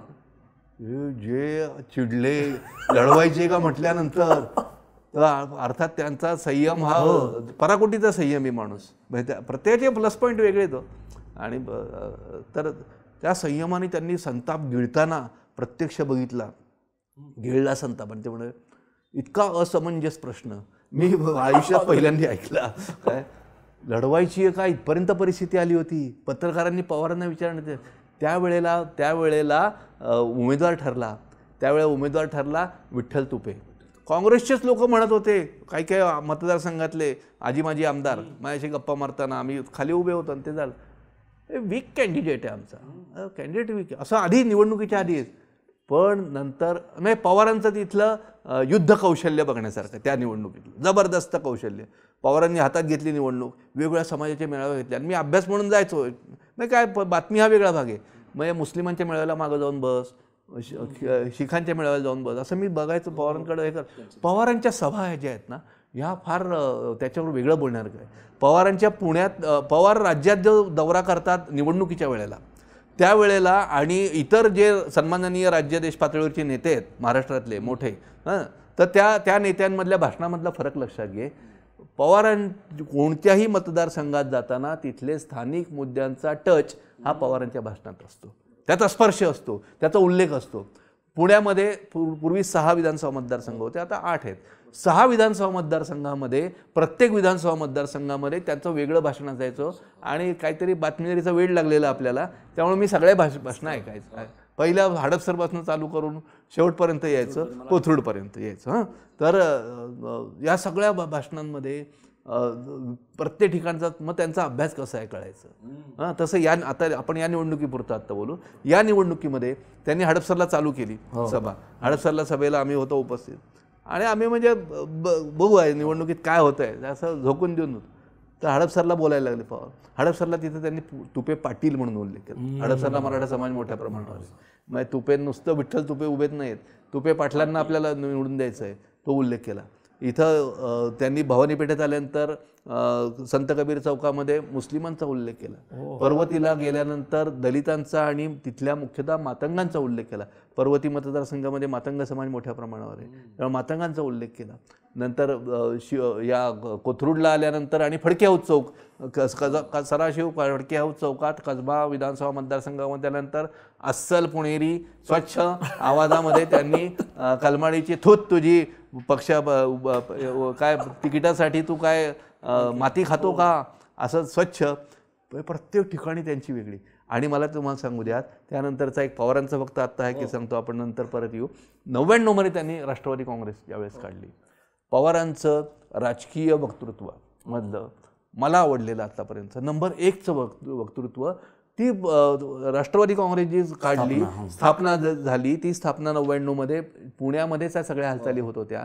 पुण्यामध्येच त्यांनी ती प्रेस कॉन्फरन्स घेतली आणि नंतर दुसऱ्या दिवशी किंवा त्यांनी टीका केली. फक्त त्यांनी काय पक्ष सोडला नाही, त्यांनी टीका केली की परदेशी जन्माच्या सोनिया गांधी नकोत, असे त्यांनी पुण्यात प्रेस कॉन्फरन्स, मला वाटतं पत्रकार संघातच प्रेस कॉन्फरन्स घेतली होती, तर त्या टीका केली. आणि त्यांचं संध्याकाळी भाषण होतं वसंत व्याख्यानमालेत. तुडुंब टिळक स्मारकचा आवार भरलं होतं आणि त्या गर्दीत अगदी मागं मी पण उभा होतो ऐकायला. आणि पवार बोलायला लागले. राजकीय वक्तृत्व कसं बघा, त्यांनी सांगितलं की केंद्र पातळीवरचे पक्ष हे हे प्रादेशिक अस्मिता जपण्यामध्ये, समजून घेण्यामध्ये, प्रादेशिक प्रश्न सोडण्यामध्ये कसे कमी पडत आहेत हे त्यांनी आणि त्यामुळं प्रादेशिक पक्षांचा उदय होतो. इथं प्रादेशिक पक्षांचे उदय का झाले तर केंद्र पातळीवरचं नेतृत्व आणि पक्ष हे कमी पडले म्हणून प्रादेशिक पक्षांचा उदय झाला.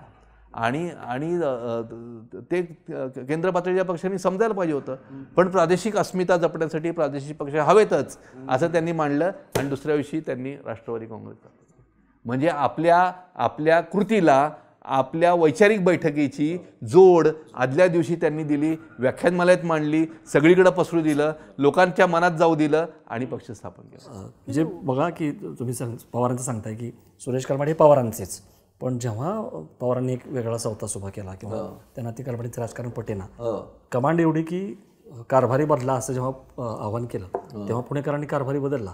आणि मला वाटतं त्याच्यानंतर मग अजित पवारांची पण एंट्री आपल्याला दिसते, म्हणजे कलमाडींचा डाऊनफॉल.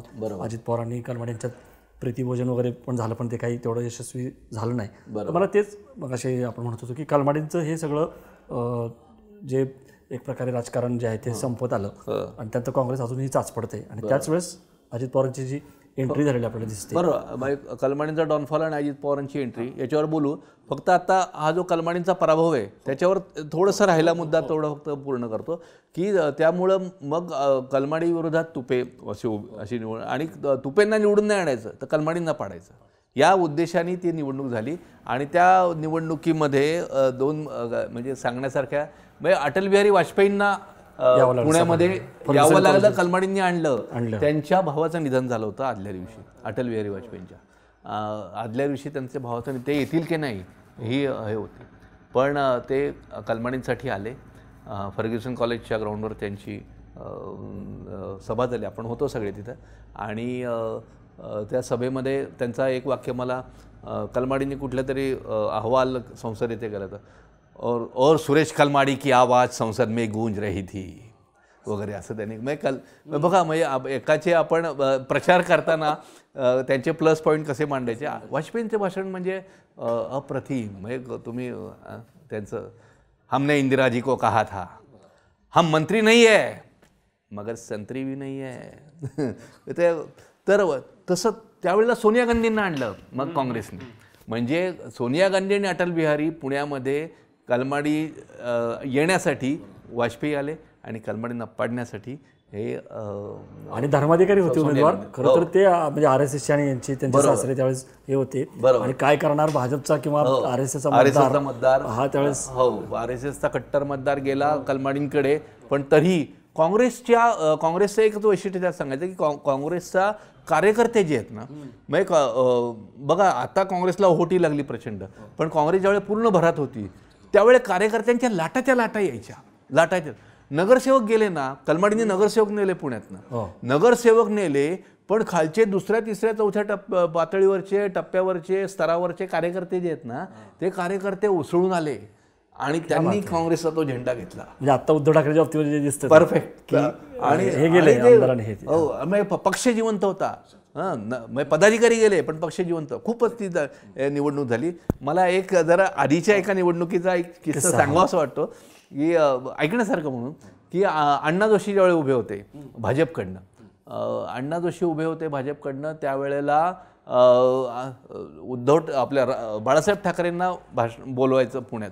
बाळासाहेब ठाकरेंची पुण्यात सभा झाली की हिंदुत्ववादी मतं मोठ्या संख्येने मिळतील, आपला विजय होईल म्हणून अण्णा जोशी, आता ठाकरे येतात, ठाकरेंचा मूड की येणं न येणं. बरं, त्यावेळेला मोबाईल वगैरे काही नाही. मग जाऊन मुंबईला गेले, तुम्ही यायलाच पाहिजे बाळासाहेब. त्यांनी पहिले हो नाही, मग नंतर हो म्हटलेत, पण प्रत्यक्ष येतील का नाही, का कात्रजचा घाट करतील, अण्णांना धाकधूक. पण मग त्या दिवशी सभा चालू झाली, कुठं आहेत, काय फोन नाही, काय नाही, आली का. मग शेवटी लोकांना नाही आले, पुण्यात पोचलेत, कोणतरी सांगितलं, त्यांच्या जीवात जीव. अर्ध्यावर सभा आली, मग शेवटी फटाके वाजायला लागले, बाळासाहेब यांचा जीव भांड्यात. मग ज्यावेळेला बाळासाहेब ठाकरे व्यासपीठावर आले, मंचावर आले, अण्णांना काही राहवलं नाही, अण्णांनी साष्टांग लोटांगण घातलं, ते आडवे पडले सरळ. आपले, मला थोडंसं पत्रकारांविषयी बोलायचं नाही, पण बघा सजग कसे पाहिजे असतात पत्रकार. फोटोग्राफरनं काय सांगितलं होतं की बाळासाहेब ठाकरेंची सभा कव्हर करा, बातमीदारांनी सांगितलं होतं की कव्हर करा. मग बातमीदार आम्ही जाऊन बसलो आणि बाळासाहेब अजून बोलायचे आहेत, कोणीतरी बोलतायत त्यांचे, बॅटिंग चालू आहे. मग आम्ही इथं रांगोळी काढत बस. मग फोटोग्राफर इकडं मग कॅमेरे ठेवून तिकडे चहाला जा. बाळासाहेब बोलायला लागल्यानंतर फोटो काढ. हा फोटो मिस झाला ना. जर अलर्टनेस जर असता मग तो दाखवायला पाहिजे बातमीदारांनी. बरोबर तर हा साष्टांग लोटांगणचा फोटो मिळाला असता.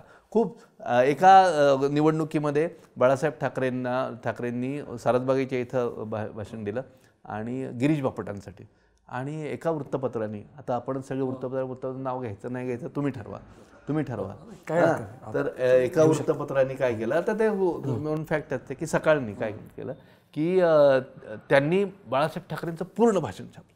आणि बाळासाहेब ठाकरेंचं भाषण म्हणजे काय तुम्हाला माहिती आहे, रोख ठोक सरळ पोल खोल सगळे पूर्ण हे असं. मग त्यांनी ज्या ग्राम्य भाषेत जेवण तिथं फुल्या टाकून काय असं सगळं त्यांनी ते छापलं.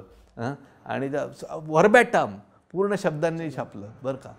आणि मग ते बाळासाहेब एकदा ते बोलताना का म्हणजे त्या निवडणूक आयुक्ताविषयी म्हणत होते, तो जो आयुक्त कोण आहे, लिंगात डोह बुडून डोहात लिंग बुडून बसलेला लिंग डोह विषय म्हणजे काय तो बोलणं. तर त्यांनी ते पूर्ण छापलं. आणि नंतर कोण बापट पडले म्हणजे ते पूर्ण छापणं आणि त्याच्या मागचं त्यांचा म्हणजे उद्देश काय असावा वगैरे आपल्याला काही सांगता येत नाही. पण त्यांनी पूर्ण छापण्याचा उद्देश ज्याचा त्यांनी हे घ्यावा. पण आपण काय कोणाला आरोप करू शकत नाही. पण असे सगळे काय किस्से त्यावेळेचे आहेत. आपण पुढे जाऊयात. व्याप्ती म्हणत होतं की अजित पवारांची एंट्री झाली राजकारणामध्ये. मला असं दिसतं की म्हणजे जसं सोलापूरला आपण बघतो की शिंदे शहरामध्ये आणि मोहिते पाटील ग्रामीण भागामध्ये, पण जेव्हा ते क्लॅश होतात की अजित पवार सुरुवातीला बारामती किंवा पण जेव्हा शहरामध्ये आले तेव्हा ते झालं. आणि पुणे पॅटर्न म्हणजे हे काय महत्त्वाचं आहे, कारण जे आता आपण मविवा वगैरे म्हणतो की फडणवीसांना किंवा BJPला बाजूला ठेवण्यासाठी कसे हे महाविकासाकडे, त्याचा जन्म किंवा मूळ पुण्यात झालं होतं. 1999ला राष्ट्रवादी काँग्रेसची स्थापना झाली. आणि राष्ट्रवादी काँग्रेस शरद पवार यांच्या जी ताकद आहे ही पुणे जिल्ह्यात ताकद आहे.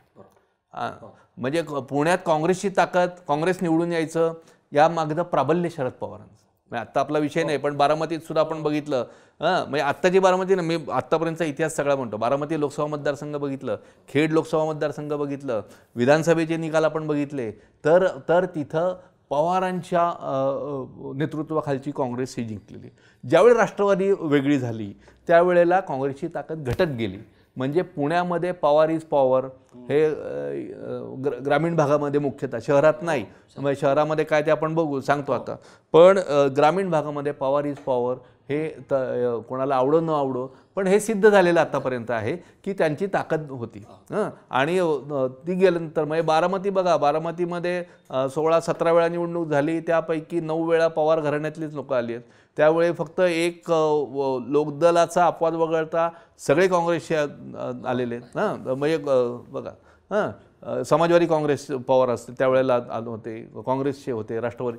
तर त्यामुळं तिथं बारामतीत आहे, शिरूरमध्ये आहे, पुणे जिल्ह्यात आहे, जिल्हा परिषदेत आहे, ती आहे मोठ्या प्रमाणात राष्ट्रवादी काँग्रेसची.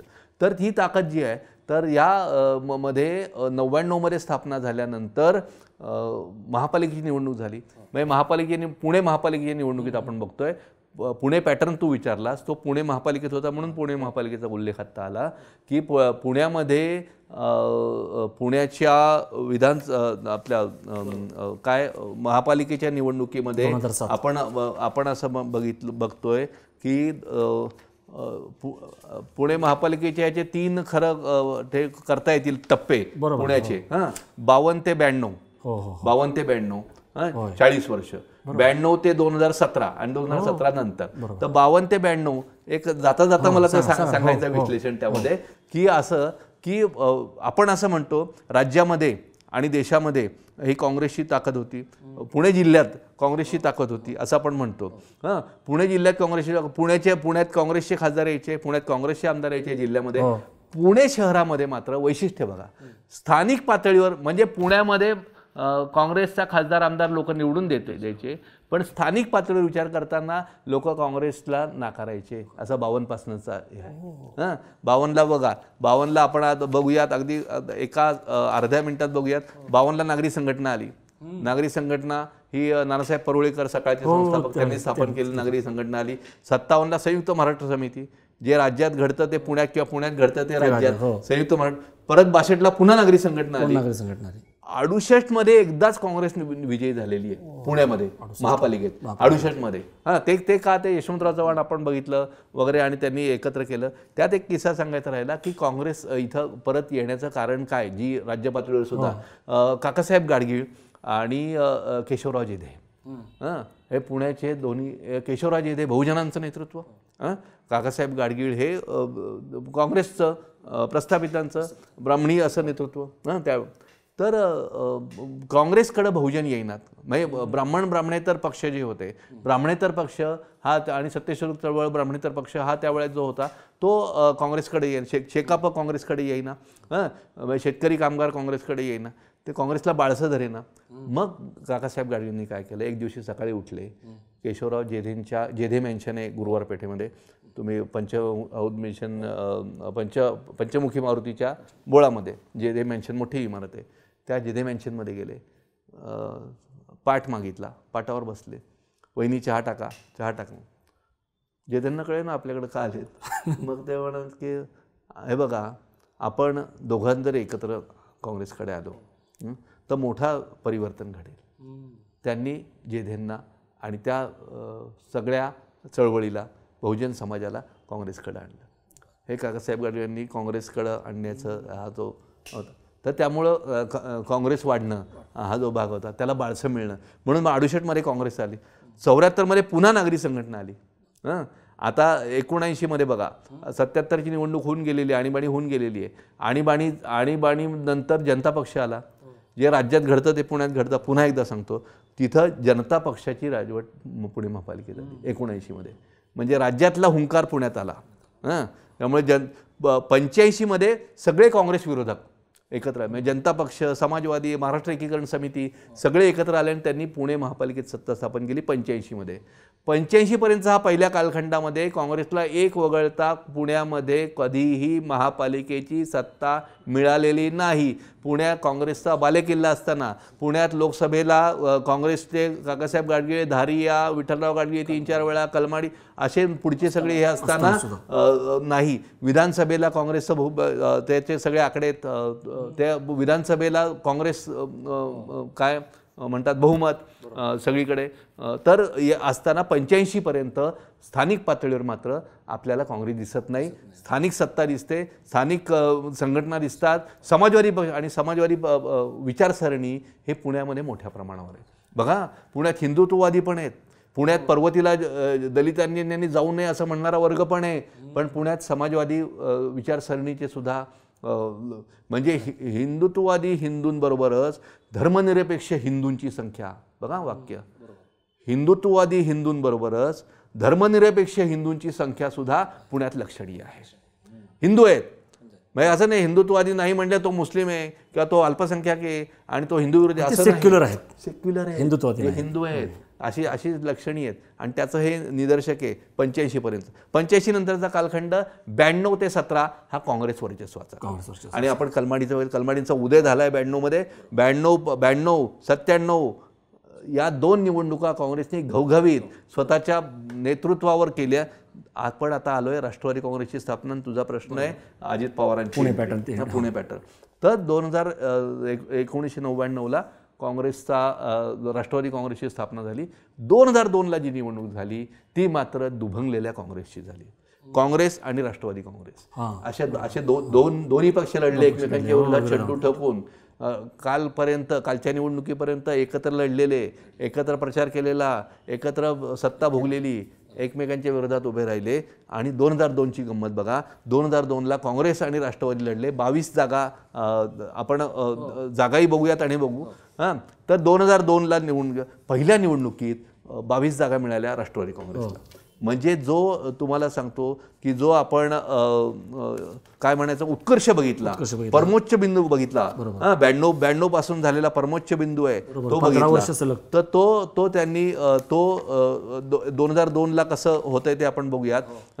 तर बघा 92च्या निवडणुकीत एकूण जागा 111 होत्या, काँग्रेसनी 52 आणि भाजप 24, शिवसेना 5.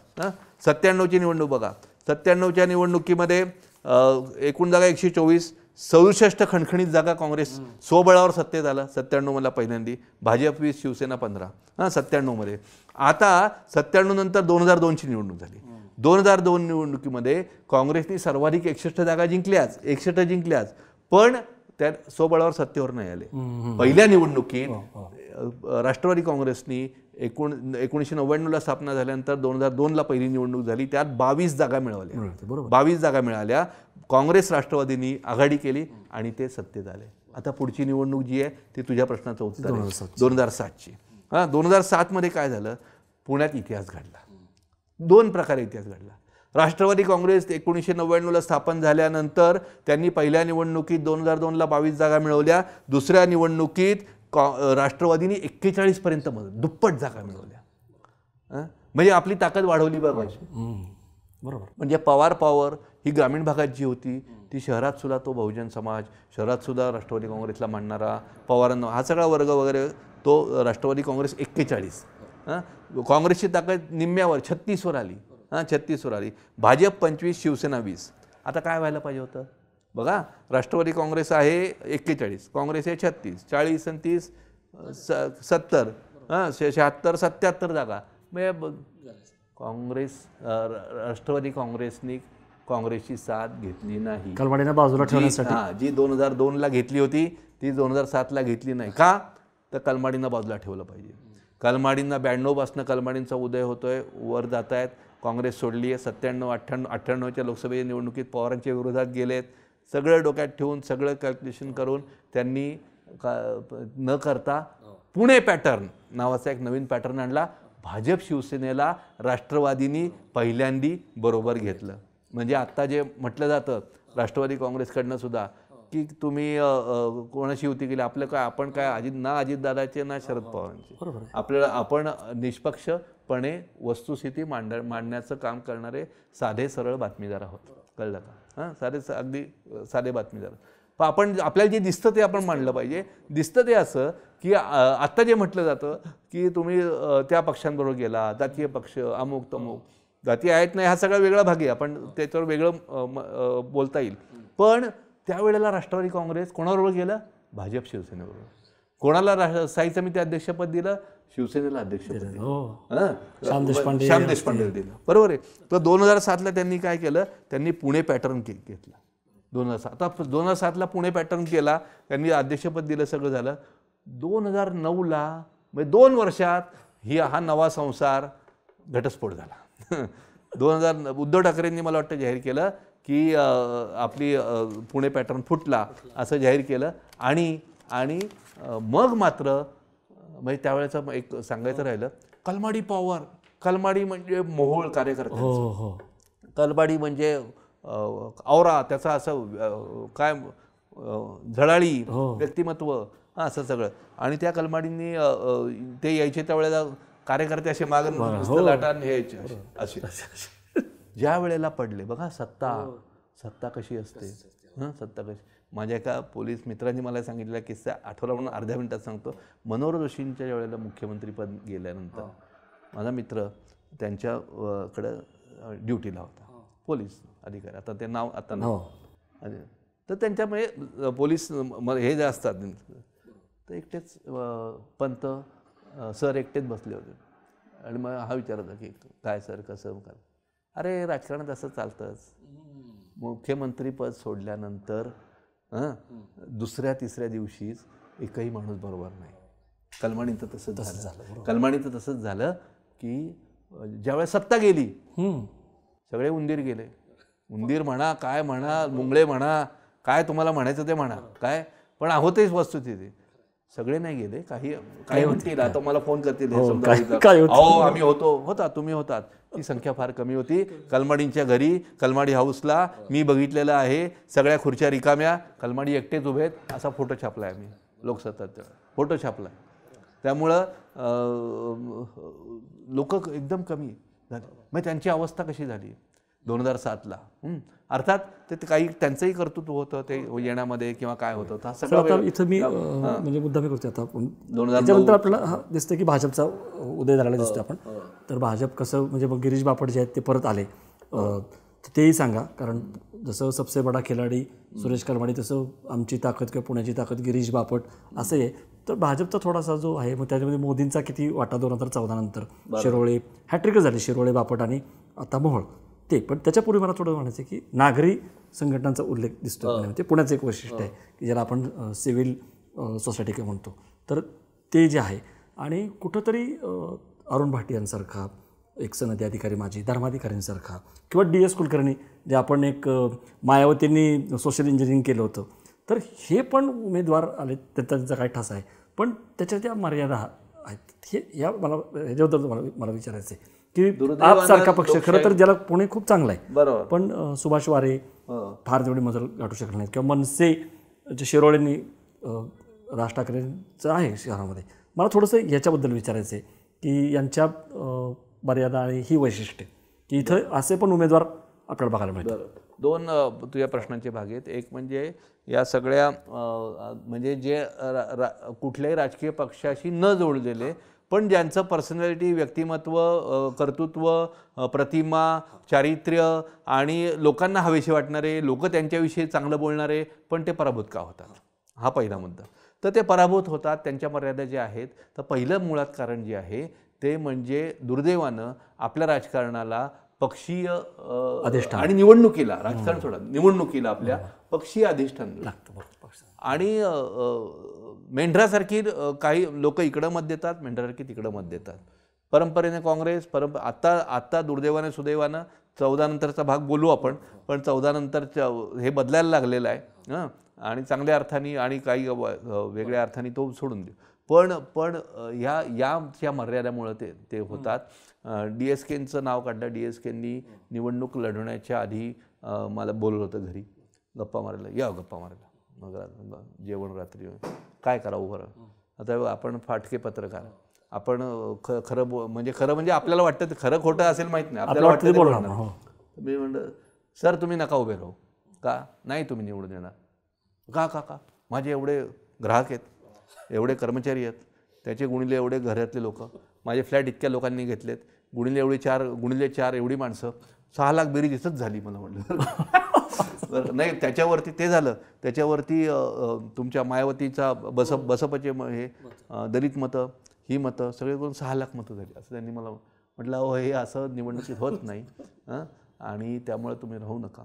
मग नंतर जसं प्रचार वाढायला लागला आणि हे व्हायला लागलं तसं मतदानाचा दिवस जवळ मला परत माळी मी काय केलं, आता हेमांगीला सांगितलं इथलं सगळं तू बघायचं. दिल्लीला फ्लॅट बुक केला आहे, तिथं आता मी जाणार आणि तिथला सगळा कारभार जो आहे. म्हटलं बापरे, उद्या निकाल लागल्यानंतर यांना काय व्हायचं, म्हणजे त्रास वगैरे व्हायला नको. अच्छा सद्भावना. म्हटलं अहो सर DSK सर असं काही होणार नाही आहे बरं का.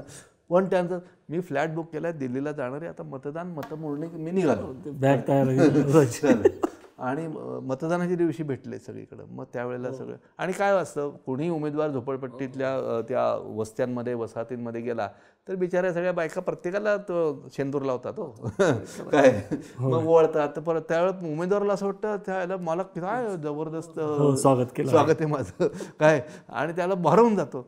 तर आणि पहिल्यांदा ज्यावेळेला अनुभव असतो बिचाऱ्यांना त्यावेळेला त्यांना ते एकदम वरच जातात ना. तर ते सगळं झालेलं होतं. तर मतमोजणीच्या दिवशी मग आले, आत भेटले आणि चालू झालं आणि एक यायला लागलं आणि मग त्यांचा चेहरा असा पडला. मग तरी त्यांना भेटलो 60,000 नाही म्हणजे या सगळ्या यंत्रांमध्ये हे सगळा प्रकार ह्यांचं ठीक आहे. विनोदाचा भाग सोडा, DSK माणूस म्हणून हा तो व्यक्ती सोडा, राजकारण समजणं म्हणजे त्यांना ते राजकारण समजलं असतं तर त्यांनी राजकारणामध्ये हे असं होत नाही. ती एका बाजूनी शोकांतिका पण आहे की चांगली अविनाश धर्माधिकारी किंवा तर यांचं ही शोकांतिका पण आहे की पक्षीय हे नसणं आणि चांगलं. पण स्थानिक पातळीवर सांगू का, स्थानिक पातळीवर काही ठिकाणी आता पुण्यामध्ये तेज पारवानी नावाचे नगरसेवक होते, अपक्ष नगरसेवक, 30-25-30 वर्ष सलग कॅम्पातून अपक्ष निवडून यायचे, एकाही जीबीला म्हणजे सर्वसाधारण सभेला उपस्थित राहायचे नाहीत, कुठेही भाषण करायचे नाहीत, एकाही बातमी एकाही ओळीची पेपरमध्ये नाही, पेपरवाल्यांच्या मागं लागणं नाही, सकाळी उठल्यानंतर त्यांच्या वॉर्डातल्या लोकांशी सतत संपर्क आणि कॅम्पामध्ये सतत 25-30 वर्ष, आकडे काढू आपण किती वर्ष, सलग निवडून आलेले आहेत अपक्ष म्हणून कॅम्पात. आता बोला, म्हणजे अपक्ष म्हणून इथं नगरसेवक निवडून येऊ शकतात, सलग निवडून आलेत. तेज पारवानी खूप नाव आहे पुण्यामध्ये, तुम्ही जुन्या या लोकांना विचारा. त्यामुळे हे असे आहेत उदाहरणं अपक्ष निवडून आल्याची. पण ते तेवढं मग लोकांमध्ये संपर्क लागतो, एका तुम्ही विचारसरणीचे नको लागता, सगळ्यांशी हे लागतात, बऱ्याच गोष्टी आहेत त्याला. सर आता आपण थोडंसं पुढं किंवा शेवटाकडे येताना, कारण आता इथं असं दिसतंय, तुम्ही खूप छान पद्धतीने सगळं सांगितलं. आता इथं भाजप म्हणजे अण्णा जोशींच्या वगैरे रूपाने होतं किंवा रावतमध्ये, पण सलग ज्याला म्हणू आपण तो दिसतोय आपल्याला की 2014 नंतर. मग त्याच्यामध्ये मोदी लाटेचा किती आहे आणि गिरीश बापटकर स्थानिक नेतृत्वाची किती आहे का. महापालिकेमध्ये पण जवळपास 100च्या आसपास नगरसेवक जाणं, कधीच महापालिका भाजपला मिळाली नव्हती, ती मिळाली. आणि आता तर आपण बघतोच आहे म्हणजे शिरोळे, बापट, मोहोळ हे सगळं भाजपचा बालेकिल्ला हा कसा बनला आणि आता ते चांगलं का वाईट ते तुम्ही सांगा. आणि तरी पण कसब्यामध्ये मध्येच जी पोटनिवडणूक झाली तिथं दंगेकर निवडून येतात, आत्ता जरी ते मोहळात पडले तरी. तर हे थोडंसं सांगा, भाजपचा हा सगळा बालेकिल्ला बनणं, तर त्याच्यामध्ये मोदींचा किती करिश्मा आहे. आपण ज्या तत्वाने केले त्याच तत्वाने आपण शेवटाकडे येतोय. तो तत्व असं की देशात जे घडतं त्याचं हुंकार, त्याचं चित्र हे पुण्यात उमटतं, किंवा उलटं पुण्यात जे होतं ते देशात. 25 वर्ष दिसतंय आपल्याला केंद्रामध्ये जे सरकार असतं त्याचाच खासदार पुण्यामध्ये विधानसभेचं. मनमोहन सिंग असताना कलमाडे असतात आणि मोदी असताना शिरोळे, बापट आणि मोहोळ असतात. म्हणजे तर ह्या वेगवेगळ्या पातळ्यांवरचं आपण बघितलं अनेक उदाहरणं आहेत. तर 2014ची निवडणूक जी आहे त्या या निवडणुकीमध्ये देशामध्ये जे लोकमानस जसं 77मध्ये इंदिरा गांधींना पाडण्याचं, 80मध्ये परत आणण्याचं, हे लोकमानस जे आहे, किंवा तुमच्या प्रमोद महाजन आणि यांनी केलेली इंडिया शायनिंगच्या त्यांची सगळी हे आपटणं काय सभा बघितली आपण न्यू इंग्लिश स्कूलला आडवाणींची. तेव्हा म्हणजे आडवाणींच्या सभेचा एक किस्सा जाता जाता सांगतो, आपला वेळ जास्त होतोय, की आडवाणींची सभा होती न्यू इंग्लिश स्कूल टिळक रोडला आणि तिथं शिवसेनेचे बरेच मंडळी गायब समोर वर का म्हणजे.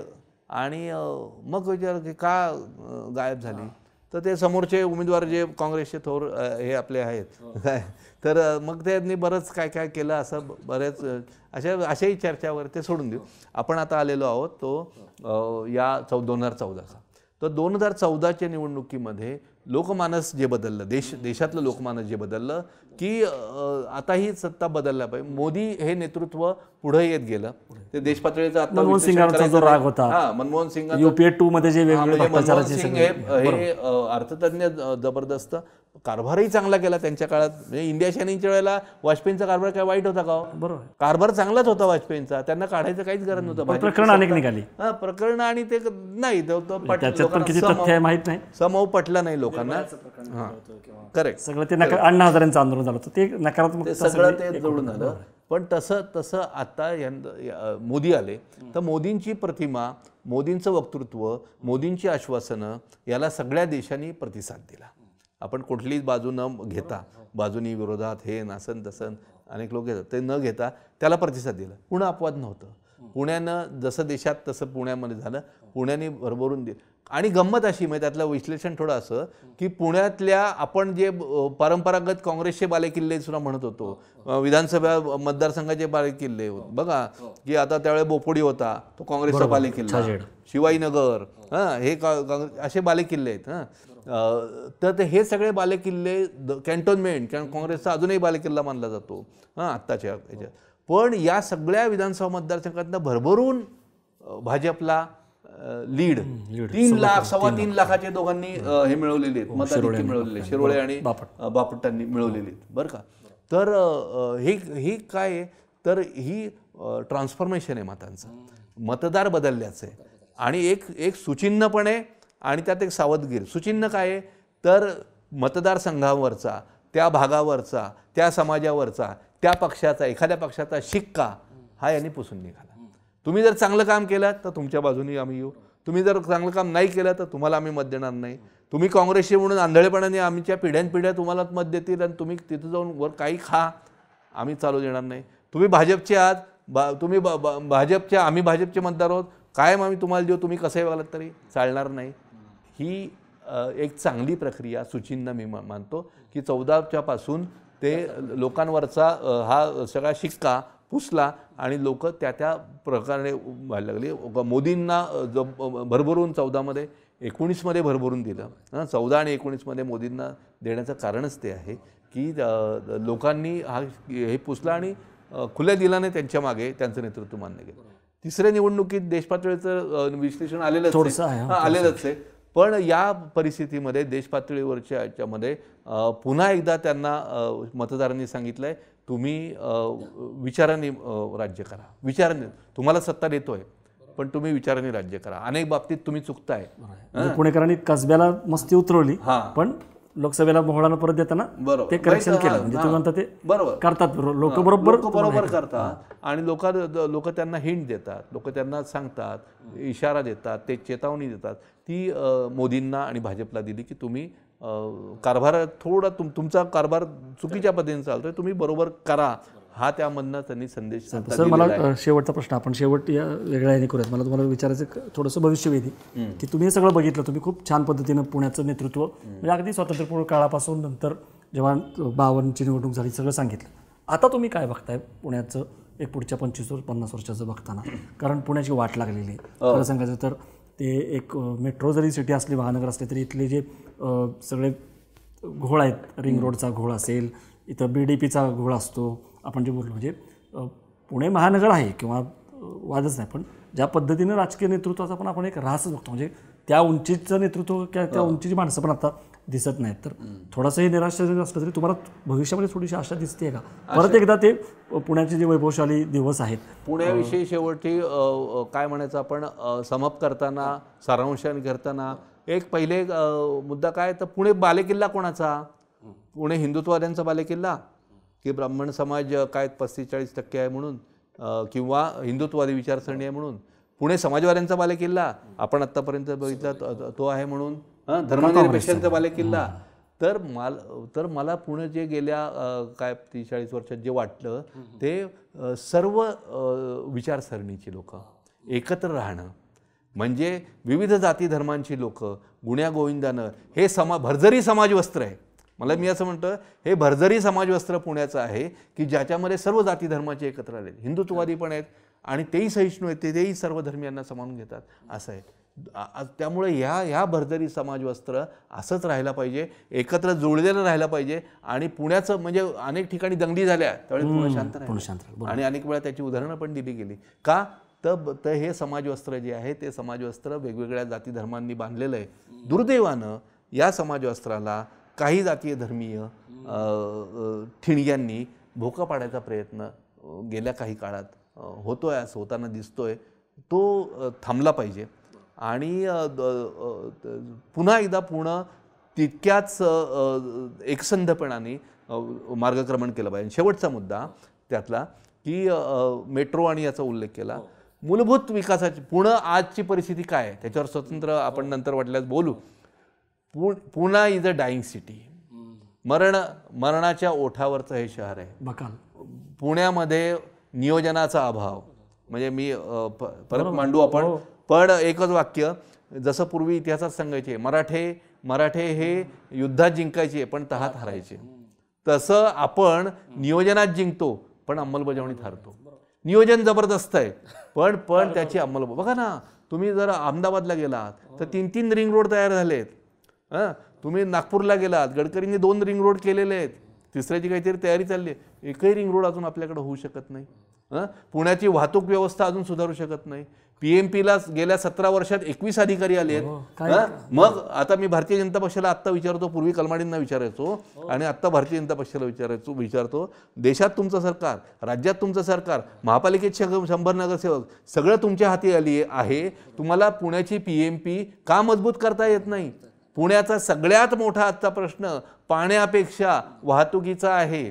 वाहतुकीचा सोडवलात तर पुण्याचे 70% प्रश्न जातील. आणि त्यातलं एकच एक उत्तर सार्वजनिक वाहतूक व्यवस्था. सार्वजनिक वाहतूक व्यवस्था म्हटलं की लोक फक्त त्या मेट्रोच्या 2 रूटकडे बोट दाखवतात. एक वाहतुकीचा सर्वांगीण plan, inter related plan, integrated plan करणं आणि सुरुवात त्याची PMP मजबूत करणं. राजकीय इच्छाशक्ती कमी पडते का? म्हणजे एक छोटं उदाहरण की पाषाण सूस आपण बघितलं 12 का 15 वर्ष रखडलाय केवळ 200 मीटरसाठी त्या मालकाने तो मोबाईल मागितला. म्हणजे हे जे आहे कमी पडते म्हणत नाही, नाहीच आहे. राजकीय नेतृत्वच नाही या शहराला. तुम्ही एकमुखी म्हणा, पाचामुखी म्हणा, एकत्र म्हणा, सामूहिक म्हणा, नेतृत्वच नाही. कोण नेतृत्व आहे या शहराला? आणि जे नेतृत्व होऊ आता कलमाडी नेतृत्व होते म्हणून माझं त्यांच्याविषयीचं बरं ठाम मत आहे. त्यांनी राष्ट्र काय कुल क्रीडा स्पर्धामध्ये जो मोठा रस्ता केला विमानतळापर्यंतचा, तो वगळता पुण्याच्या मूलभूत विकासांकडे त्यांनी नाही लक्ष दिलं आणि ते द्यायला पाहिजे होतं. तसं आता भारतीय जनता पक्षाचं आहे. भारतीय जनता पक्ष सगळ्या पातळ्यांवर आहे, पण मूलभूत द्यायला. आणि जो कोणी नेतृत्व आता सांगायला हरकत नाही, बघ गिरीश बापट यांना खासदार केलं, देऊन टाकायचं होतं त्यांना नेतृत्व. का मुख्यमंत्री पुण्यात आले आणि स्वतंत्र मिटिंगा घेत बसले? किंवा चंद्रकांत पाटलांना इकडे आणलं म्हणजे तुम्हीच पायात पाय, कोणी मोठा होऊ पाहतो तर त्याला तुम्ही पायल करणार. आणि असं नेतृत्व पुण्याच्या सर्वांगीण विकासाला, सर्व क्षेत्रातल्या विकासाला पुढं नेईल आणि पूर्ण अधिकार त्याला देईल, असं तुम्ही नेतृत्व इथं विकसित झालं पाहिजे. त्यांनी कळकळीनं पुण्याची बांधणी केली पाहिजे. पुण्याचा विकास आराखडा, पुण्याचा प्रादेशिक आराखडा, पुण्याच्या आसपास सॅटेलाईट टाउनशिप्स जर झाली तर पुण्यावरचा ताण हलका होईल. पण तो प्रादेशिक आराखडा 97 पासून कागदात आणि फाईलीमध्ये आहे, तो प्रत्यक्षात आणायचा कोणी? PMRDA करा आणि 15-20 वर्ष आपण सगळ्यांनी लिहिलं, बातम्या लिहिल्या, लेख लिहिले, शेवटी PMRDA 2015 झालं. अजूनही त्याचा विकास आराखडा फायनल करायची यांना वेळ मिळालेला नाही आहे. 11 महापालिकेच्या गावांचा विकास आराखडा अजूनही यांचा होत नाही आहे. बरं झाले, त्याची अंमलबजावणी नाही, व्हिजन नाही. रुंद रस्ते करा, चांगली सार्वजनिक वाहतूक व्यवस्था करा, मजबूत करा, याचं व्हिजन नाही. तुमच्या पुढं कुठलाही प्लॅन नाही. प्लॅन आखायला यंत्रणा तुम्ही राबवत नाही, यंत्रणा राबवायला नेतृत्व नाही.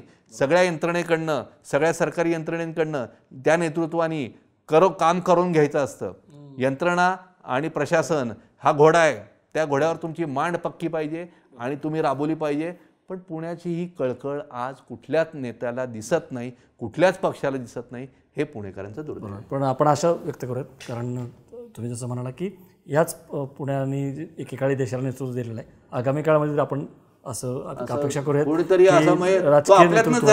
कारण इतका विरोध दिसतो, प्रेषित पडणार नाहीये. NIV सारखी संस्था आहे, पण सगळे SARS आणि कोरोनापासून सगळे इकडं आपल्याला सापडतात. किंवा फिल्म अँड टेलिव्हिजन इन्स्टिट्यूट, म्हणजे काय काय आहे पुण्यामध्ये, तर त्या लौकिकाला साजेसं जो विकास व्हायला पाहिजे, किंवा पुण्यात विकास नाही तर पुण्यात सूज आहे असंही म्हटलं जातं. तर हे जे काय सगळं शेवटचं वाक्य, मग यासाठी काय केलं पाहिजे? यासाठी प्रकर्षाने वाटतं आणि अनेकांशी माझं बोलणं झालंय की एक तटस्थ नागरी मंच. तटस्थ ह्या शब्दाला फार अर्थ आहे. कोणत्याही पक्षीय रंग नसलेले, पक्षीय जोडे बाहेर काढून आत आलेले, तटस्थ एक मंच पुण्यात उभारणं आवश्यक आहे. अनेक निवृत्त अधिकारी, अनेक सुजाण पुर्णेकर, वेगवेगळ्या क्षेत्रातले लोक यांनी जनमताचा रेटा ह्या प्रशासनावर आणि राज्यकर्त्यांना आणलं. हे तुम्ही कराच का? PMPला 3,500 बस गाड्या पाहिजेत, आज 2,000च आहेत, 1,500 कधी आणणार? त्या मंचावर राजकारण्यांना बोलवलं पाहिजे. असा ताकदवर एक जनमताचा रेटा आणणारा असणारा दबाव गट एक स्थापन होण्याची आज गरज वाटते. बरोबर सर, धन्यवाद. खूप म्हणजे खरं तर इतकं सगळं बोलून सुद्धा अजून खूप उरलेलं आहे. कारण सुरुवातीला म्हटलं की पुणे शहर हे महानगर आहे, क्षेत्रफळ दृष्टीनं ते मुंबईपेक्षा पण आता मोठं झालेलं आहे. पण तुम्ही खूप छान पद्धतीनं सगळी राजकीय सामाजिक स्थित्यंतरं जी आहेत कसे बालेकिल्ले बनत गेले आणि कसे लयाला गेले, मग समाजवादी असो किंवा काँग्रेस असो किंवा भाजप असो, नागरी संघटनांची काय भूमिका आहे आणि हे सगळे वेगवेगळे किस्से प्रसंग सांगितले. खूप धन्यवाद तुमचे. आपण पुन्हा भेटूच. धन्यवाद. प्रेक्षक तुम्हाला पुणे शहरावरचं ही जी चर्चा आहे किंवा जे मंथन आहे ते कसं वाटलं, तुम्ही तुमच्या प्रतिक्रिया जरूर कमेंट बॉक्समध्ये कळवा. आणि बोलबेडूची ही जी सिरीज आहे जिल्ह्याचं किंवा शहराचं राजकारण, याच्यामध्ये आपण लवकरच नवीन एका जिल्ह्याचं किंवा शहराचं भेटू. तोपर्यंत बघत राहा बोलबेडू.